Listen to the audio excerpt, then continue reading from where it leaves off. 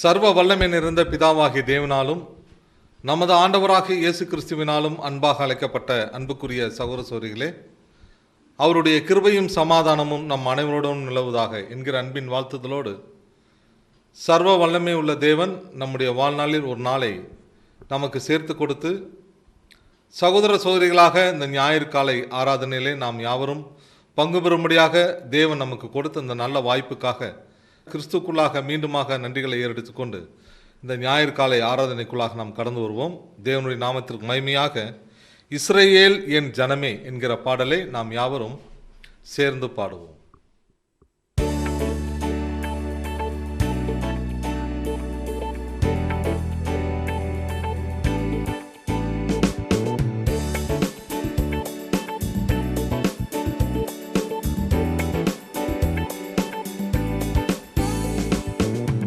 இஸ்ரவேல் என் ஜனமே என்றும் இடறிட வேண்டாம், யெகோவாவும் தெய்வமானார், ஏதும் பயம் வேண்டாம். இஸ்ரவேல் என் ஜனமே என்றும் இடறிட வேண்டாம், யெகோவாவும் தெய்வமானார், ஏதும் பயம் வேண்டாம்.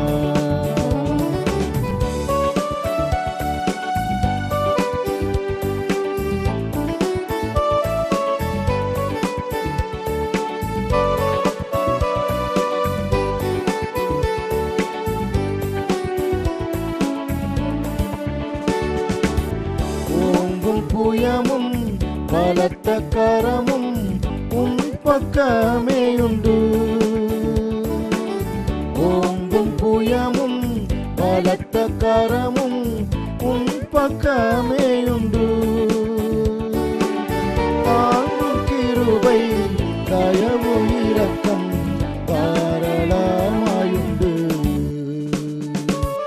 தாங்கும் கிருபை தயவு இரக்கம் தாராளமாயுண்டு. இஸ்ரவேல் என் ஜனமே என்றும் இடறிட வேண்டாம், யெகோவாவும் தெய்வமானார், ஏதும் பயம் வேண்டாம்.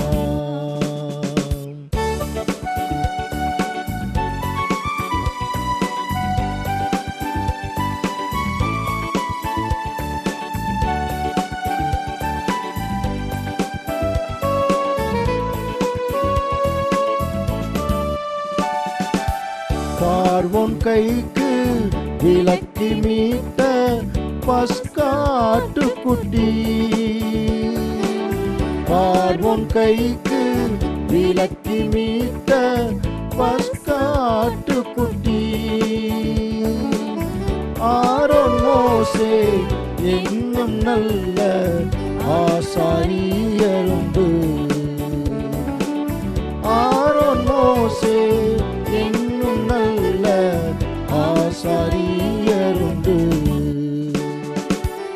இஸ்ரவேல் என் ஜனமே என்றும் இடறிட வேண்டாம், யெகோவாவும் தெய்வமானார், ஏதும் பயம் வேண்டாம்.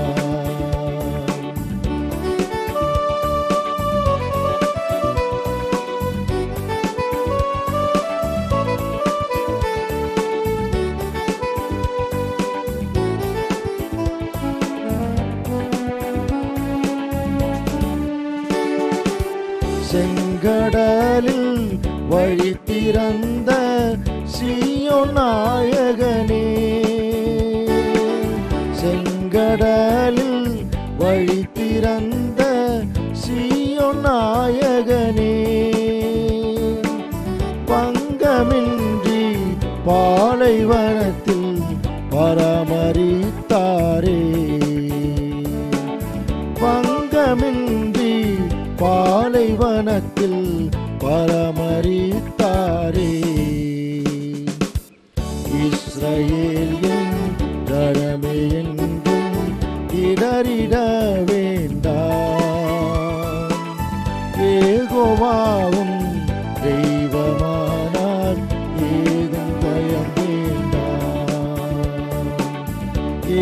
யெகோவாவும் தெய்வமானார், ஏதும் பயம் வேண்டாம்.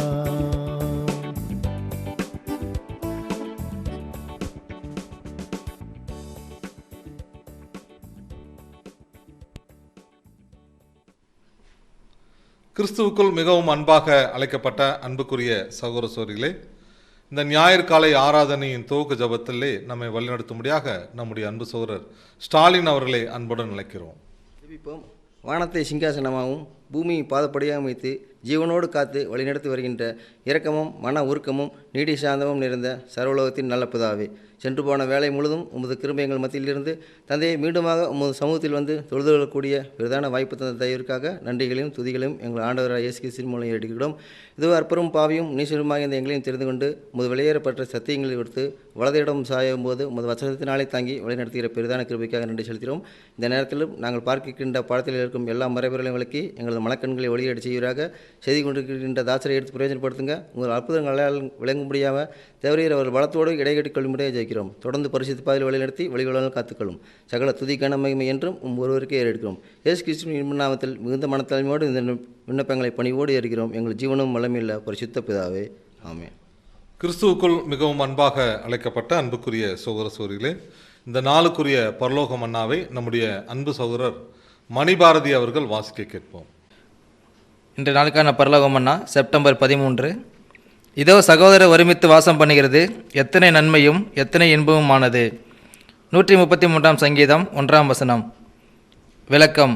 நம்முடைய இரட்சகரைப் போல நாமும் சமாதானம் பண்ணுகிறவர்களாக இருப்போமாக. சகோதரருடன் ஆவியிலும் சமாதானத்திலும் ஒன்றுபட்டு வாழ்வதே அவருக்கு விருப்பமானது. நம்முடைய ஜீவியத்தில் நாம் சண்டை செய்யும் குணம் நம் பகைவனான சாத்தானோடும் சகல மாமிச பாவங்களோடும் மட்டுமே எதிர்த்து நிற்கக்கூடியதாக இருக்க வேண்டும். நாமும் மற்ற எல்லா சகோதரர்களும் இந்த மாமிச இச்சைகளையே எதிர்த்து போராட கடமைப்பட்டுள்ளோம்.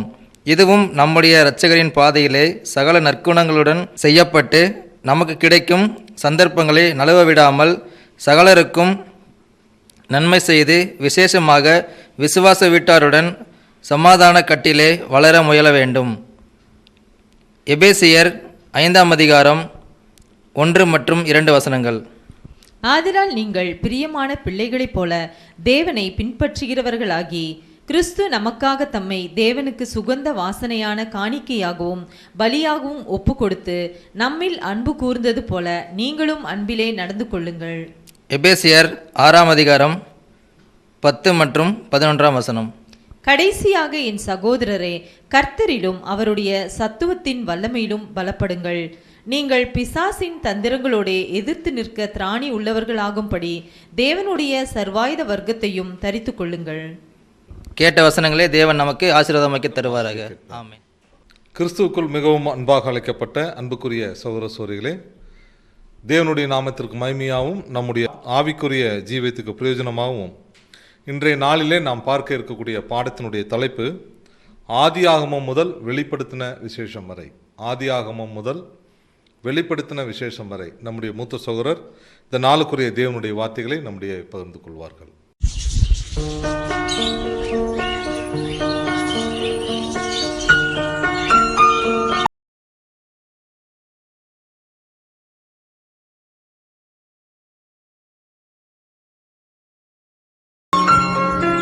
கிறிஸ்து இயேசுவுக்குள் அன்பாய் அழைக்கப்பட்ட அன்புக்குரிய சகோதர சகோதரிகளே, அனைவருக்கும் ஆண்டவராகிய இயேசு கிறிஸ்துடைய நாமத்தினாலே அன்பின் வாழ்த்துக்கள்.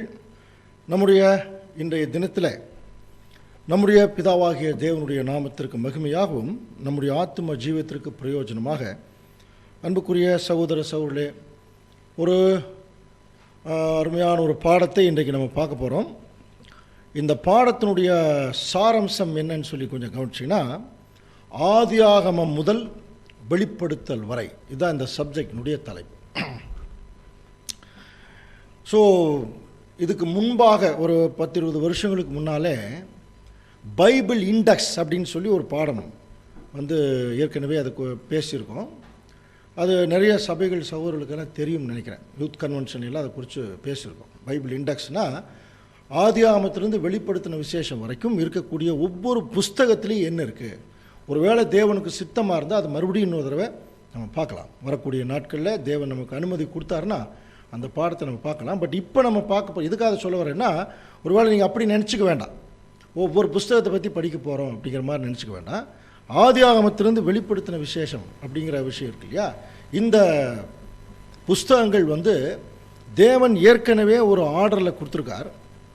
ஸோ இப்போ நம்ம புஸ்தகங்களை பார்க்க போகிறதில்ல, ஆனால் ஆதியாகமத்திலிருந்து வெளிப்படுத்தின விசேஷம் வரைக்கும் சுருக்கமாக என்ன இருக்குது என்று சொல்லி பார்க்கும்போது, அதாவது மனுஷனுடைய படைப்பிலிருந்து மனுஷ சந்ததிக்கு தேவன் கொடுக்க போகிற ராஜ்யத்தின் ஆசீர்வாதங்கள் வரைக்கும் இருக்கக்கூடிய அந்த கண்டினியூவாக இருக்கக்கூடிய அந்த சரித்திர சம்பந்தமான சத்தியம் தான் ஆதியாகமம் முதல் வெளிப்படுத்தின விசேஷம் வரைக்கும் இருக்குது.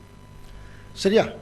இதில் தேவன் வந்து தன்னுடைய பிள்ளைகளை, விசேஷமாக அவருடைய பிள்ளைகளை அவர் எப்படி வந்து தன்னுடைய வசனத்தின் மூலம் அவர் வழி நடத்திட்டுருக்கார். அந்த கண்டினியூட்டி இருக்கு இல்லையா, தொடர்ச்சியான தேவனுடைய வழி நடத்துதல் ஆதியாகமத்திலிருந்து வெளிப்படுத்தின விசேஷம் வரைக்கும் தேவ பிள்ளைகளுக்கு அவர் எப்படி வழிநடத்தி கொண்டு வருகிறார் அப்படிங்கிற விஷயத்தை மட்டும்தான் இப்போ நம்ம பார்க்க போகிறோம். ஸோ அதுக்கு முடியும் போது நமக்கு அந்த கன்க்ளூஷன் வந்து ஏதாவது ஒரு வகையில் நமக்கு பிரயோஜனமாக இருக்கும் என்கிற ஒரு நம்பிக்கை. ஓகே, இப்போ நம்ம ஆதியாகமத்தில் நம்ம படிக்கும்போது ஆதாம் தேவன் உருவாக்கி டெஸ்ட் வைக்கிறார். டெஸ்ட்டில் ஃபெயிலியர் ஆகிடுச்சு. ஃபெயிலியர் ஆனதுக்கப்புறம் காயின் ஆபேல் பிறக்கிறாங்க. ஆக்சுவலாக ஆதாமுக்கு பிறகு காயின் ஆபேல் 2 பேர் தான் அடுத்த சந்ததிக்கு வழிகாட்டியாக இருந்திருக்க வேணும், அதுதான் அந்த ஆர்டர். ஆனால் தேவ சித்தத்தின்படி என்ன ஆயிடுச்சு, அங்கே வந்து ஒரு முதல் கொலை, ஒரு ட்ராஜடி ஹிஸ்ட்ரி ஆகிடுச்சு. இப்போ ஆபேல் அவர் மரித்து போகிறார், காயின் என்ன ஆனார்னு தெரியல, அவ்வளோதான். அதுக்கப்புறம் பார்த்தீங்கன்னா அந்த மனுஷ சரித்திரத்தில் தேவனுடைய வழிநடத்தல் எப்படி இருந்தது அப்படிங்கிறத கவனிக்கும்போது, இப்போ ஆதியாகமத்தில் இந்த காயின் ஆபேலுக்கு பிறகு கவனிச்சு பார்த்தீங்கன்னா ஆதியாகமம் 5ஆம் அதிகாரம் 3ஆம் வசனத்தில் ஆதாம் 130 வயதான போது தன் சாயலாக ஒரு குமாரனை பெறுகிறார். அவருக்கு பேர் என்னன்னு பேர் சேத்து இல்லையா. இப்போ நம்ம வந்து பின்னாடி இந்த சேத்துங்கிறவுடைய பின்னாடி தான் அந்த சந்தை தான் நம்ம மெயினாக பார்க்குறோம் தேவனுடைய அந்த வழிநடத்தல் ஆர்டரில். இப்போ நமக்கு நல்லா தெரியும், ஆதாம் வந்து 930 வருஷம் அவர் உயிரோடு இருந்தார். அப்போது 930 வருஷம் உயிரோடு இருந்தார்னா புரிஞ்சுக்கலாம் இல்லையா. அதுக்கப்புறம் சேத்து 130 வயசு ஆகும்போது சேத்து பிறக்கிறார். அதுக்கப்புறம் பார்த்தீங்கன்னா நிறைய பேர் பிறக்கிறாங்க. அந்த ஆர்டர் நமக்கு பைபிள் குரோனாலஜி சப்ஜெக்ட்லேயே படிச்சிருக்கிறோம் இல்லையா. பாருங்கள், ஆதாம் 130 வயதாகும்போது அங்கே சேத்து பிறக்கிறார். அதுக்கப்புறம் சேத்து ஏனோசு பிறக்கிறது, கேனான் பிறக்கிறது, அப்புறம் மகளாயேல் பிறக்கிறது, அப்புறம் யாரேத்து, அதுக்கப்புறம் பார்த்தீங்கன்னா ஏனோக்கு. நல்லா கவனிக்க, ஏனோக்கு வந்து பற்றி நம்ம கொஞ்சம் கவனிக்கணும். அப்புறம் ஏனோக்கு அப்புறம் ஏனோக்கு மெத்துசலா பிறக்கிறார். அப்புறம் மெத்துசலா மெத்துசலாவுக்கு அப்புறம் லாமேக்கு பிறக்கிறார். லாமேக்கு வந்து நோவா பிறக்கிறார். இப்போ நோவான்னு பேரிடுறார். அப்போ ஜலப்பிரளயம் உண்டாகும்போது நோவாவுக்கு எத்தனை வயசுன்னு படிச்சிருக்கிறோம், அதே ஆதியாகமத்தில் படிக்கலாம், 600 வயசு இல்லையா. அப்போது வரிசையாக இந்த ஆர்டர் ஏன் தேவன் கொடுத்தார் தெரியுங்களா. இப்போது ஏற்கனவே நம்ம காயின் ஆபேல் சப்ஜெக்ட்லேயே படிச்சிருக்கிறோம். காயின் ஆபேல் வந்து ஏதேன் தோட்டத்தை விட்டு துரத்தப்பட்டதுக்கப்புறம் பிறக்கிறாங்க. திடீர்னு தேவன்கிட்ட ஒரு பலி செலுத்த போகிறாங்க, பலி கொடுக்க போகிறாங்க அப்படிங்கிற போதே, ஒரு காணிக்கை கொடுக்க போகிறாங்கிற போது என்ன புரிஞ்சுக்கலாம், அவர்கள் தேவனை பற்றி ஏதாவது ஒரு வகையில் ஆதாம் ஏவாள் மூலமாக தெரிஞ்சிருக்கணும் இல்லையா. அப்போது ஒரு நல்ல விஷயம் நடந்திருக்கு அன்புக்குரிய சகோதர சகோதரர்களே. தேவனுடைய வழிநடத்தலின் தொடர்ச்சி என்னன்னு பார்த்தீங்கன்னா, இவர்கள் ஏன் தேவனிடத்தில் பலி கொண்டு போய் கொடுக்குறாங்க என்று பார்க்கும்போது, கட்டாயமாக தங்களை உருவாக்கின அந்த கடவுளை பற்றின ஏதோ ஒரு விஷயம் இப்போ அந்த ஆதி தகப்பன் தாய் யார்கிட்ட சொல்லியிருக்கணும், அந்த பிள்ளைகள் இடத்துல சொல்லியிருக்கணும். அதை சொன்னதனுடைய எஃபெக்ட் தான் பார்த்தீங்கன்னா இப்போ அவர்கள் பலி கொண்டு போய் கொடுக்குறாங்க. அதில் பார்த்தீங்கன்னா ஒன்று இறந்துட்டாரு, ஒன்று என்னாச்சுன்னு தெரில. அதனால தான் அடுத்த சந்ததியை தேவன் எடுக்கிறார், சேத். இப்போ சேத்துக்கு அப்புறம் ஏனோஸ். ஒவ்வொருத்தராக அந்த ஆர்டரில் வரும்போது கட்டாயமாக நம்ம என்ன புரிஞ்சுக்கலாம் தெரியுங்களா, அவரவர்கள் அவங்கவுங்க காலத்தில் தேவன் தங்களுக்கு கொடுத்த அந்த அப்சர்வேஷன் எந்த அளவுக்கு அவருடைய திட்டத்தில் தங்களுக்கு தெரிஞ்சதோ அதை கட்டாயமாக யாருக்கு சொல்லியிருப்பாங்க, கட்டாயமாக அவருடைய பிள்ளைகளுக்கு சொல்லியிருக்குவாங்க. இப்போ நம்மளே அப்படி தானே, இப்போ நமக்கு முன்னோர்கள் நமக்கு சொல்லி கொடுத்ததுனால தான் நம்ம இதில் இந்த வந்திருக்கோம். அதுக்கப்புறம் நம்ம பிள்ளைகளுக்கு அப்படியே வந்து அது நல்லதோ கெட்டதோ.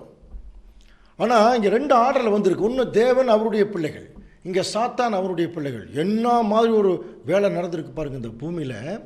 ஆதியிலிருந்தே இவ்வளவு டெக்னாலஜி வளர்ந்துருக்கு, இவ்வளவு அறிவு பெருக்கம் வளர்ந்துருந்தா கூட இன்னைக்கு அவ்வளோ பெரிய விஞ்ஞானிகளே விக்கிரகத்தை வணங்குறான்னா என்ன மாதிரி பேஸ் போட்டிருக்கான் பாருங்க சாத்தான்.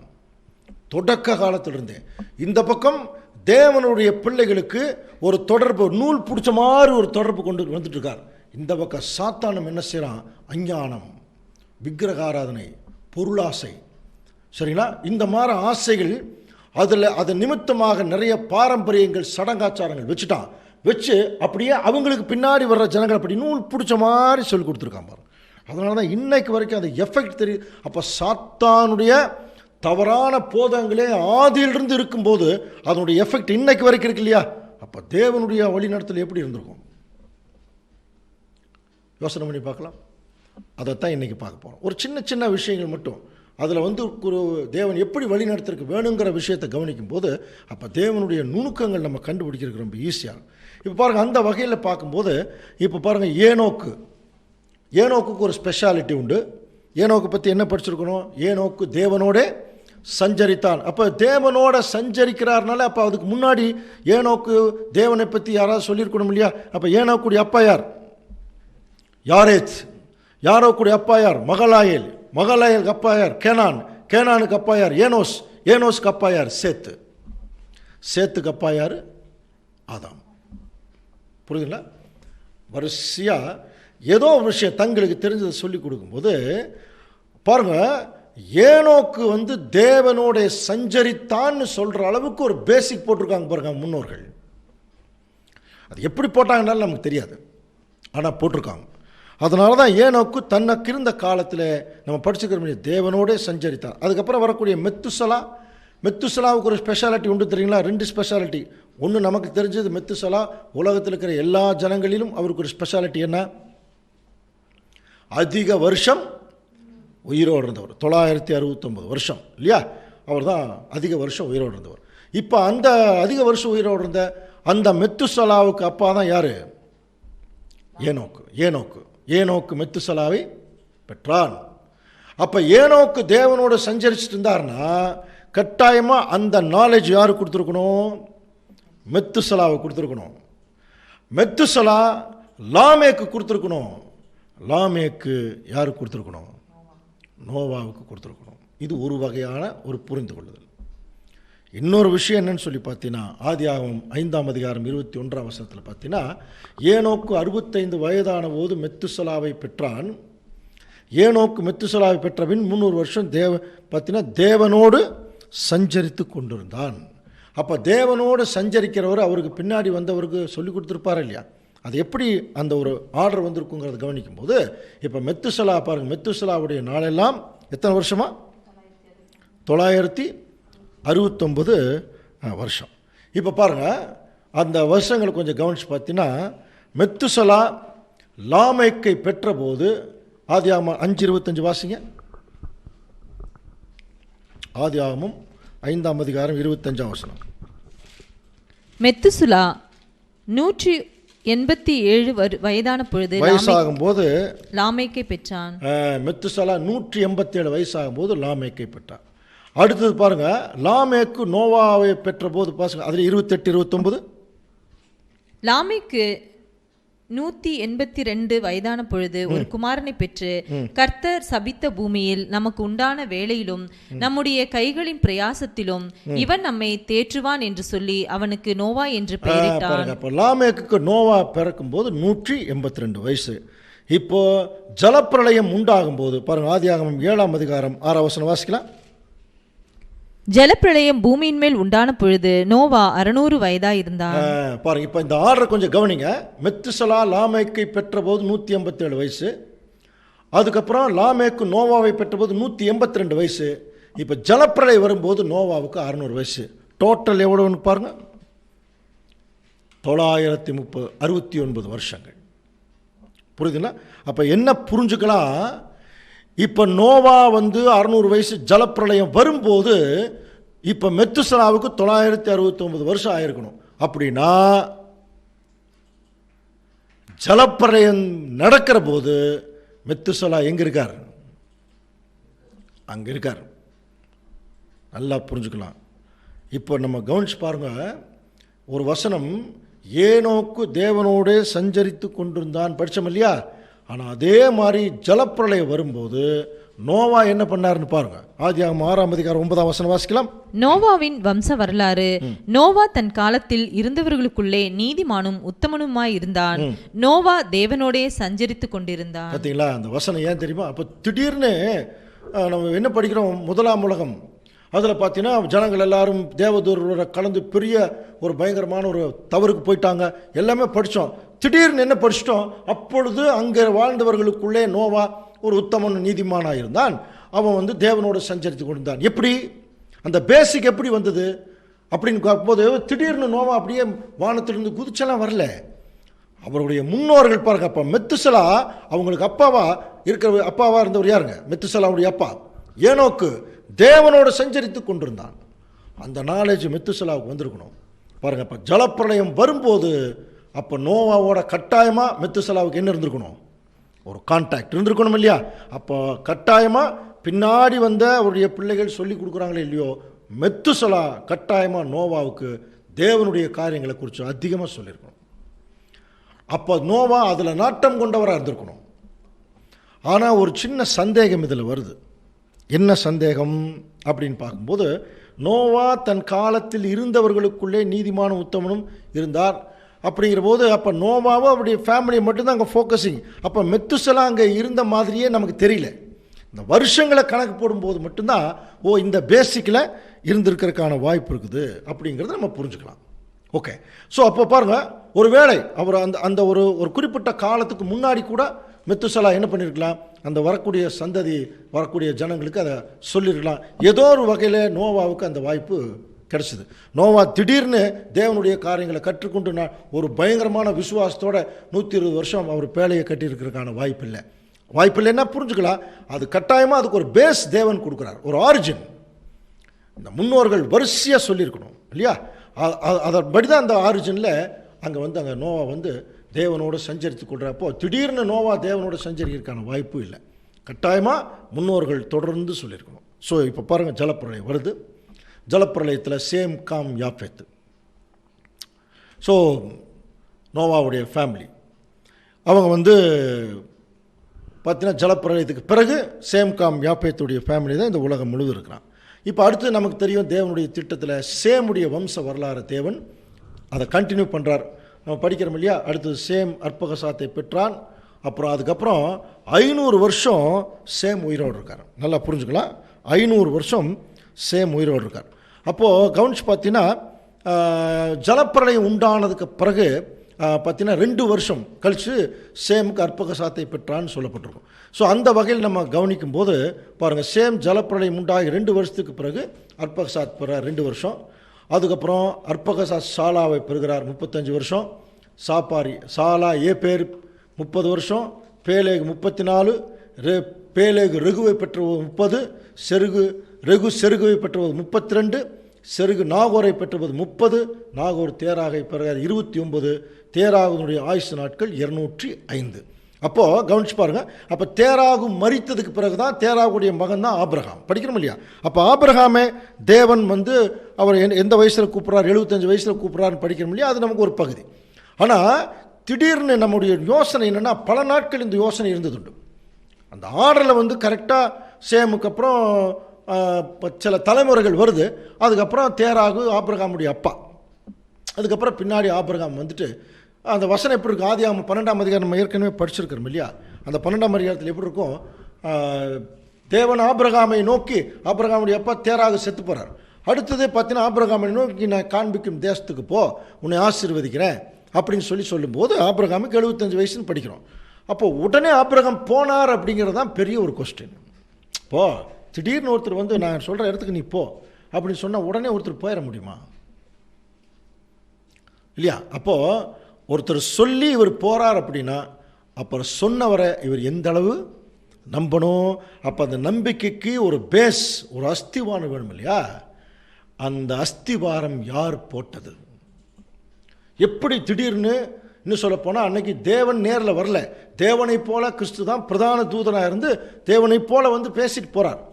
அப்போ ஆபிரகாமுக்கிட்டே அவர் அப்படி தான் வந்திருக்கணும். இல்லையா? ஒரு மனுஷ சரீரத்தில் தான் வரார். வந்து ஆபிரகாமோட நெருங்கி பழகி தான் நெருங்கி பேசுகிறார். நான் காண்பிக்கும் தேசத்துக்கு போ அப்படிங்கும்போது அவரை வந்து பற்றி தெரிஞ்சுக்கிறதுக்கு, அப்போ ஒரு திடீர்னு ஒருத்தர் வந்து சொன்னால் போயிருக்கிறதுக்கு வாய்ப்பு இல்லை. அப்போ அவரோட ஒரு நெருக்கமான ஒரு அறிமுகம் இருந்திருக்கணும் இல்லையா? அந்த அறிமுகம் யார் செஞ்சு வச்சது, எப்படி தெரியும்? அப்போ இதுக்கு முன்னாடி தேவன் ஒரு விஷயத்தை சொன்னால் செய்யறதுக்கு வல்லவராக இருக்கிறாருங்கிற விசுவாசம் இருக்கு இல்லையா? அந்த விசுவாசம் வந்து ஆபிரகாமுக்கு பிள்ளை பிறந்ததுக்கப்புறம் வந்தது உண்மைதான். பட் அதுக்கு முன்னாடி ஒரு எதிர்பார்ப்பில் போகிறார் இல்லையா? அதுக்கு கூட ஒரு விசுவாசம் வேணும் கட்டாயமாக. அந்த விசுவாசம் எப்படி அவருக்கு கிடைச்சது அப்படிங்கிறத கொஞ்சம் கவனிக்கும்போது, இப்போ பாருங்கள், ஜலப்பிரளயம் உண்டானதுக்கப்புறம் சேம் வந்து அற்பகசாத்தை பெற்றதிலிருந்து காலக்கணக்கை நம்ம கவனித்து பார்த்தீங்கன்னா, ஆபிரகாமுடைய அப்பா இறந்து போய் தேவன் ஆபிரகாமை கூப்பிடுற போது அங்கே 427 வருஷங்கள் ஆயிருக்கு. அப்போது இன்னும் சேம் உயிரோடு தான் இருக்கார். பாருங்கள், ஜலப்பிரளயம் உண்டாகி ஆபிரகாமை தேவன் கூப்பிடுற வரைக்கும் பாருங்கள். அப்போ அவருக்கு ஏற்கனவே என்னென்னு படித்தோம், அவர் அற்பசாத்தை பெற்றபோது 500 வருஷம், அதுக்கப்புறம் 427 வருஷங்கள் கழித்து இப்போ வந்து தேவன் வந்து ஆபிரகாமை கூப்பிட்டார். அப்போ அதுக்கப்புறமும் 73 வருஷம் ஒரு உயிரோடு இருந்திருக்கு வேணும். யாரு? சேம். இங்கே தான் ரொம்ப ஆச்சரியமான விஷயம். அப்படின்னா கட்டாயமாக அதுக்கு பின்னாடி வந்த சந்ததிகளும் சொல்லியிருக்கணும். ஒருவேளை அப்படி சொல்லலைன்னா ஜலப்பிரளயத்தை நேரில் பார்த்து அந்த அற்புதத்தை கவனித்த சேம் யாருக்கு சொல்லியிருக்கணும்? இப்போ ஆபிரகாமுக்கு சொல்லியிருக்கணும். தேவனுடைய வழிநடத்துதல் என்ன நடந்தது, முன்னாடி என்ன நடந்தது, எவ்வளோ பெரிய காரியங்கள் இந்த பூமியில் நடந்துட்டுருக்கு என்பதை குறித்து ஆபிரகாமுக்கு இவைகள் எல்லாம் சொல்லப்பட்ட போதுதான் அப்படி செய்தவர் மேலே ஆபிரகாமுக்கு என்ன வருது? இப்போ ஒரு ஆர்வம், புரியுதுங்களா? ஒரு ஆர்வம், ஒரு எதிர்பார்ப்பு. அதனால தான் ஆதி ஆமத்தில் நம்ம கவனிக்கும்போது ஆபிரகாம் என்ன பண்ணுறார் பாருங்க, நான் காண்பிக்கும் தேசத்துக்கு நீ போன்னு சொன்னனே பாருங்க, கர்த்தர் ஆபிரகாமுக்கு சொன்னபடியே அவன் என்ன செய்கிறாராம்? புறப்பட்டு போனான் இல்லையா? திடீர்னு இப்போ நம்மளே ஒரு வீட்டில் இருக்கிறோம், திடீர்னு யாரோ ஒரு சகோதரர் வந்து திடீர்னு நீங்கள் வந்து உடனே கன்னியாகுமரி போங்க அப்படின்னு சொன்னால் எடுத்தோடனே உடனே போயிடுமா? அப்போ அதுக்கு எவ்வளோ காரண காரியங்கள் கேட்போம் இல்லையா? அதே தான். அப்போ அந்த காரண காரியங்கள் முன்னாகவே நமக்கு தெரிவிக்கப்பட்டிருந்தா, ஓ இதுக்கு தான் நான் கன்னியாகுமரி போகணுமா, உடனே போகிறேன் சொல்லும் இல்லையா? அந்த பேஸ் பார்த்தீங்கன்னா தேவன் நூல் பிடிச்ச மாதிரி அப்படியே வரிசையாக முன்னோர்கள் மூலம் அவங்க சொல்லிகிட்டே வரார். திடீர்னு ஆபிரகாமெல்லாம் எந்திரிச்சு போகல. ஆபிரகாமுக்கு கட்டாயமாக அந்த சேம் அங்கே உயிரோடு இருந்திருக்காருங்கிறது உண்மைன்னா கட்டாயமாக சேம் என்ன பண்ணியிருக்கணும்? தேவனுடைய வழிநடத்தல், ஜலப்பிரளயம் போன்ற எல்லா காரியங்களை குறித்து கட்டாயமாக யாருக்கு சொல்லியிருக்கணும்? ஆபிரகாமுக்கு சொல்லியிருக்கணும், அல்லது அதுக்கு பின்னாடி வந்தது யாரோ ஒருத்தராவது சொல்லியிருக்கணும். இதுதான் நம்முடைய விசுவாசம். இது ஏன் இப்படி சொல்கிறோம் அப்படின்னா, தேவன் தன்னுடைய பிள்ளைகளை சாத்தானே நூல் பிடிச்ச மாதிரி அந்த ஒரு தவறான காரியங்களை வந்து ஒவ்வொருத்தருக்கு பின்னாடி ஒருத்தர் சொல்லும்போது தேவன் என்ன செய்கிறார்னா அவருடைய பிள்ளைகளுக்கு அதை சொல்லத்தான் கட்டாயமாக சொல்லத்தான் செய்வார். அப்போது அந்த மாதிரி தான் ஆபிரகாம் விசுவாசித்து போனார். இப்போ நமக்கு தெரியும் ஆபிரகாம் உயிரோடு இருந்த ஆயுசு நாட்கள் எத்தனை வருஷமா? 175 வருஷம் ஆபிரகாம் உயிரோடு இருந்தார். இப்போ நமக்கு தெரியும் ஆபிரகாமுக்கு ஈசாக்கு பிறக்கும்போது ஆபிரகாமுக்கு என்ன வயசு? 100 வயசு. அப்போது கவனிக்கலாம் பாருங்கள், ஆதியாகமம் 25-26 வாசிக்கலாம். பின்பு அவன் சகோதரன் தன் கையினாலே ஏசாவின் குதிங்காலை பிடித்துக்கொண்டு வெளிப்பட்டான். அவனுக்கு யாக்கோபு என்று பெயரிட்டார்கள். இவர்களை அவள் பெற்ற பொழுது ஈசாக்கு 60 வயதாயிருந்தான். அப்போ ஆபிரகாமுக்கு ஈசாக்கு பிறந்த போது ஆபிரகாமுக்கு 100 வயசு. ஈசாக்குக்கு யாக்கோபு பிறக்கிற போது ஈசாக்குக்கு என்ன வயசு? 60 வயசு. அப்போ 160, புரியுங்களா? அப்போ யாக்கோபு பிறக்கும்போது இப்போது பார்த்தீங்கன்னா ஆபிரகாமுக்கு 160 வயசு. ஆனால் எத்தனை வருஷம் ஒரு உயிரோடு இருந்தார்னு படிக்கிறோம்? 175 வயசு. அப்போது ஆபிரகாமுக்கு ஈசாக்குக்கு யாக்கோபு பிறக்கும் போது ஆபிரகாமுக்கு 160 வயசுங்கிற போது இப்போது ஆபிரகாம் கவனிச்சு பாருங்கள் 175 வருஷம் உயிரோடு இருந்தார். அப்படின்னா அந்த 160 வருஷத்துக்கு அப்புறம் தான் யாக்கோபு பிறக்கிறார். அப்படின்னா என்ன புரிஞ்சுக்கலாம்? ஆபிரகாம் சாகும்போது யாக்கோபுக்கு எத்தனை வயசு? இப்போ 15 வயசு. கவனிக்கலாம். அப்படின்னா ஆபிரகாம், ஈசாக்கு, யாக்கோபு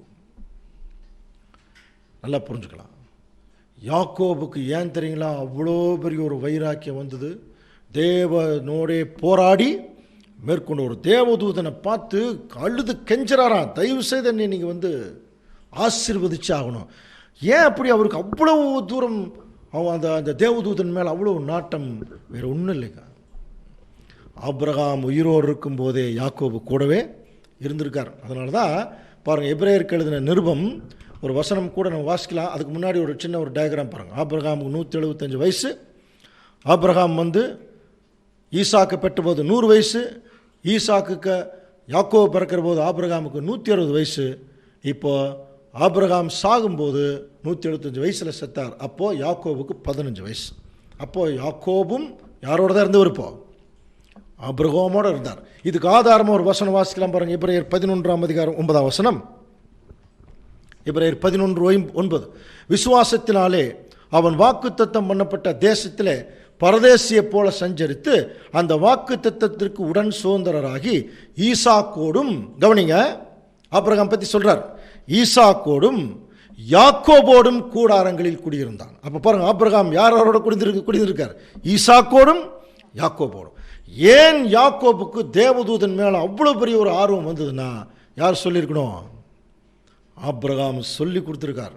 பாரு, அவர் இருக்கார் பாருங்களா, அவர் தான் நமக்கு கடவுள், அவர் நம்மளை உருவாக்கின கடவுளுடைய அந்த மாதிரி சொல்லி கொடுத்துருப்பார். அவர் தான் என்னை கானான் தேசத்துக்கு இப்படி இங்கே வான்னு சொல்லி கூப்பிட்டார். நானும் 25 வருஷம் காத்திருந்தேன். ஆனால் சொன்னபடியே உங்கள் அப்பாவை எனக்கு பிள்ளையாக கொடுத்தார். அவர் மூலமாக தான் சந்ததி வருதுன்னு சொன்னார். இன்னைக்கு வரைக்கும் அந்த ஆசீர்வாதத்தை நம்மகிட்ட வச்சுட்ருக்கார். இந்த மாதிரி ஆபிரகாம் ஈசாக்குக்கு என்ன பண்ணியிருக்கணும்? சொல்லி கொடுத்துருக்கணும். அதனால் ஈசாக்கு பாருங்க, மிகச்சிறந்த வைராக்கியமுள்ள ஒரு முற்பிதாவாக ஆபிரகாமினாலே வளர்க்கப்பட்டார். ஈசாக்குனாலே அவர் கட்டாயமாக வளர்க்கப்பட்டார். ஸோ இதுதாங்க இந்த பேசிக். இப்போ அடுத்தது நம்ம கவனிக்கும்போது, இப்போ யாக்கோபு எகிப்து தேசத்தில் 17 வருஷம். இப்போ என்ன ஆயிடுச்சு? இப்போ நம்ம ஏற்கனவே படிச்சிருக்கிறோம் யாக்கோபுடைய ஹிஸ்ட்ரி. அவர் ஏசாவுக்கு பயந்து போனது, அதுக்கப்புறம் போகிற வழியில் ஒரு கல் தலை வச்சு படுக்கிறார். அங்கே ஒரு ஏணி, யாக்கோபின் ஏணி சப்ஜெக்ட் கூட படிக்கணும் இல்லையா? அதில் தேவனுடைய ஒரு வழிநடத்தல் இருக்குது. இது தேவனுடைய வீடுன்னு சொல்லி அந்த இடத்துக்கு என்னென்னு பேர் வச்சார்? பெத்தேல்னு பேர் வச்சுட்டு அவர் போயிட்டார். அப்புறம் கொஞ்ச நாள் கழித்து தேவன் மறுபடியும் யாக்கோபை கூப்பிட்டு நீ மறுபடியும் பெத்தேலுக்கு நீ போ, அங்கே போய் அங்கே ஒரு பலிபீடத்தை கட்டி நீ தொழுது கொள்ளு அப்படின்னு சொல்லும்போது, அப்போ யாக்கோபு தன்னுடைய குடும்பத்தாரோட முதல் தனியாக போனார். இப்போ தன்னுடைய குடும்பத்தாரோட பாருங்கள், யாக்கோபு தன் வீட்டாரையும், ஆதியாகமம் 35:2 வாசிக்கலாம். அப்பொழுது யாக்கோபு தன் வீட்டாரையும் தன்னோட கூட இருந்த மற்ற அனைவரையும் நோக்கி, உங்களிடத்தில் இருக்கிற அந்நிய தெய்வங்களை விலக்கி போட்டு உங்களை சுத்தம் பண்ணி கொண்டு உங்கள் வஸ்திரங்களை உங்களுக்கு. அப்போ அந்த காலத்தில் கூட அவங்களுக்கு தெரியாமே தங்களுடைய அணிகலன்களை அந்நிய தேவனுடைய அந்த அதாவது அந்த படங்கள் எல்லாம் பொறிச்சு வச்சுருந்துருக்கான். ஸோ இவைகள் எல்லாத்தையும் எழுத்து ஒரு கருவாரி மரத்தடியில் புதைச்சிருங்க. புதைச்சதுக்கப்புறம் பலிபீடத்தை கட்டி தேவனுக்கு தொழுது கொள்ளுங்கன்னு சொன்னார். அதே மாதிரி யாக்கோபு செய்து அந்த இடத்துக்கு என்ன பேர் வச்சார்னு கவனிக்கிறோம். ஏல் பெத்தேல் அப்படின்னு சொல்லி பேர் வச்சார். நல்லா படிக்கிறோம் இல்லையா? இந்த யாக்கோபுக்கு தான் தேவன் பேர் மாற்றினார். இனி உன் பேர் என்னன்னு பேர்? இஸ்ராயேல். இஸ்னா மனுஷன், ரான்னா போராட்டம், ஏல்னா தேவன். தேவனோடும் மனுஷரோடும் போராடி மேற்கொண்டவன். யாக்கோபுக்கு தேவன் பேர் வைக்கிறான் இஸ்ராயேல். உலகத்திலேயே ஒரு சூப்பரான ஒரு நேம் இருக்குன்னா அதுதான் இஸ்ராயேல் அப்படிங்கிறது. ஒரு பயங்கரமான ஒரு நேம். சரி, இந்த இஸ்ரேலுக்கு யாக்கோபு அன்னையிலிருந்து இஸ்ரேல் என்று அழைக்கப்பட்டார். அதுக்கப்புறம் யாக்கோபுக்கு பிள்ளைகள் பிறந்தாங்க, வளர்ந்தார்கள். அப்புறம் அதுக்கப்புறம் தெரியுமில்லையா யோசேப்பினுடைய ஹிஸ்ட்ரி. யோசேப்பு நிமித்தமாக இவர்கள் எகிப்துக்கு கொண்டு போகப்பட்டார்கள். அப்புறம் ஒரு குறிப்பிட்ட காலம் வரைக்கும் எகிப்தில் இவர்கள் சந்ததி வளர்ந்து ஒரு குறிப்பிட்ட காலத்தில் என்ன ஆயிடுச்சு, ஒரு ஃபேமிலியாக போனவங்க ஒரு தேசமாக உருவெடுக்க ஆரம்பிச்சாங்க. அதனால தான் அங்கே எகிப்தில் பார்வோன் ராஜாவுக்கு இவங்க மேலே பயங்கரமான கோபம், அதாவது பொறாமை அவர்களை அடக்கி ஒடுக்கிறதுக்கு அவன் பிளான் பண்ணிட்டா. ரொம்ப நாள் அந்த வேலை நடந்துட்டு ஒரு லாங் கேப் ஆயிடுச்சு.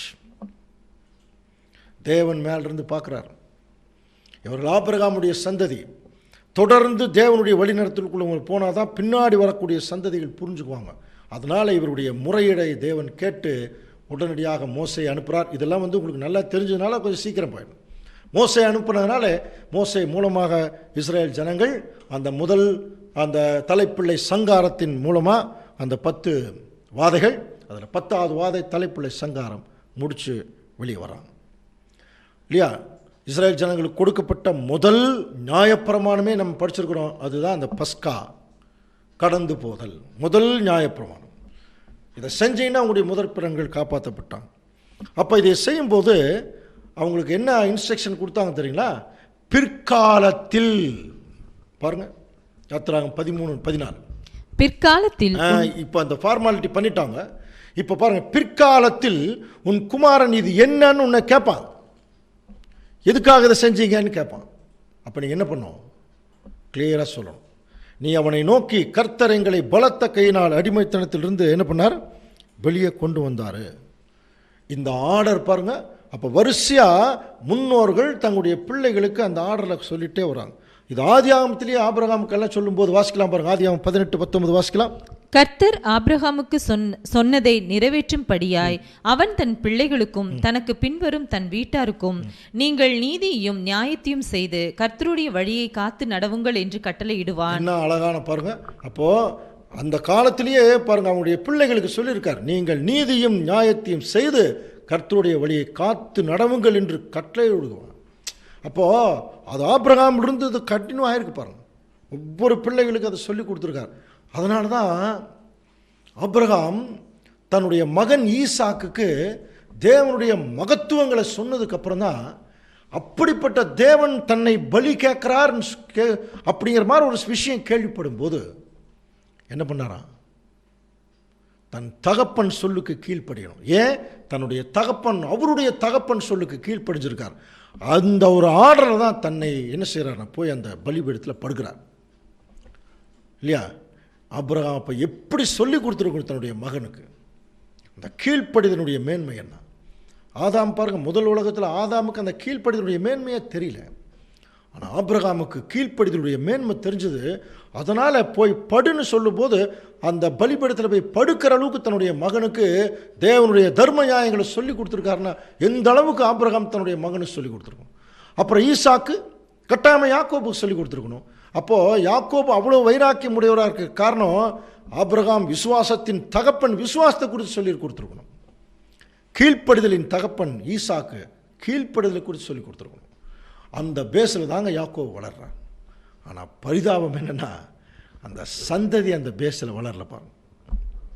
எவ்வளவு வழிநடத்தல் தேவன் கொடுத்துட்டு வரார்.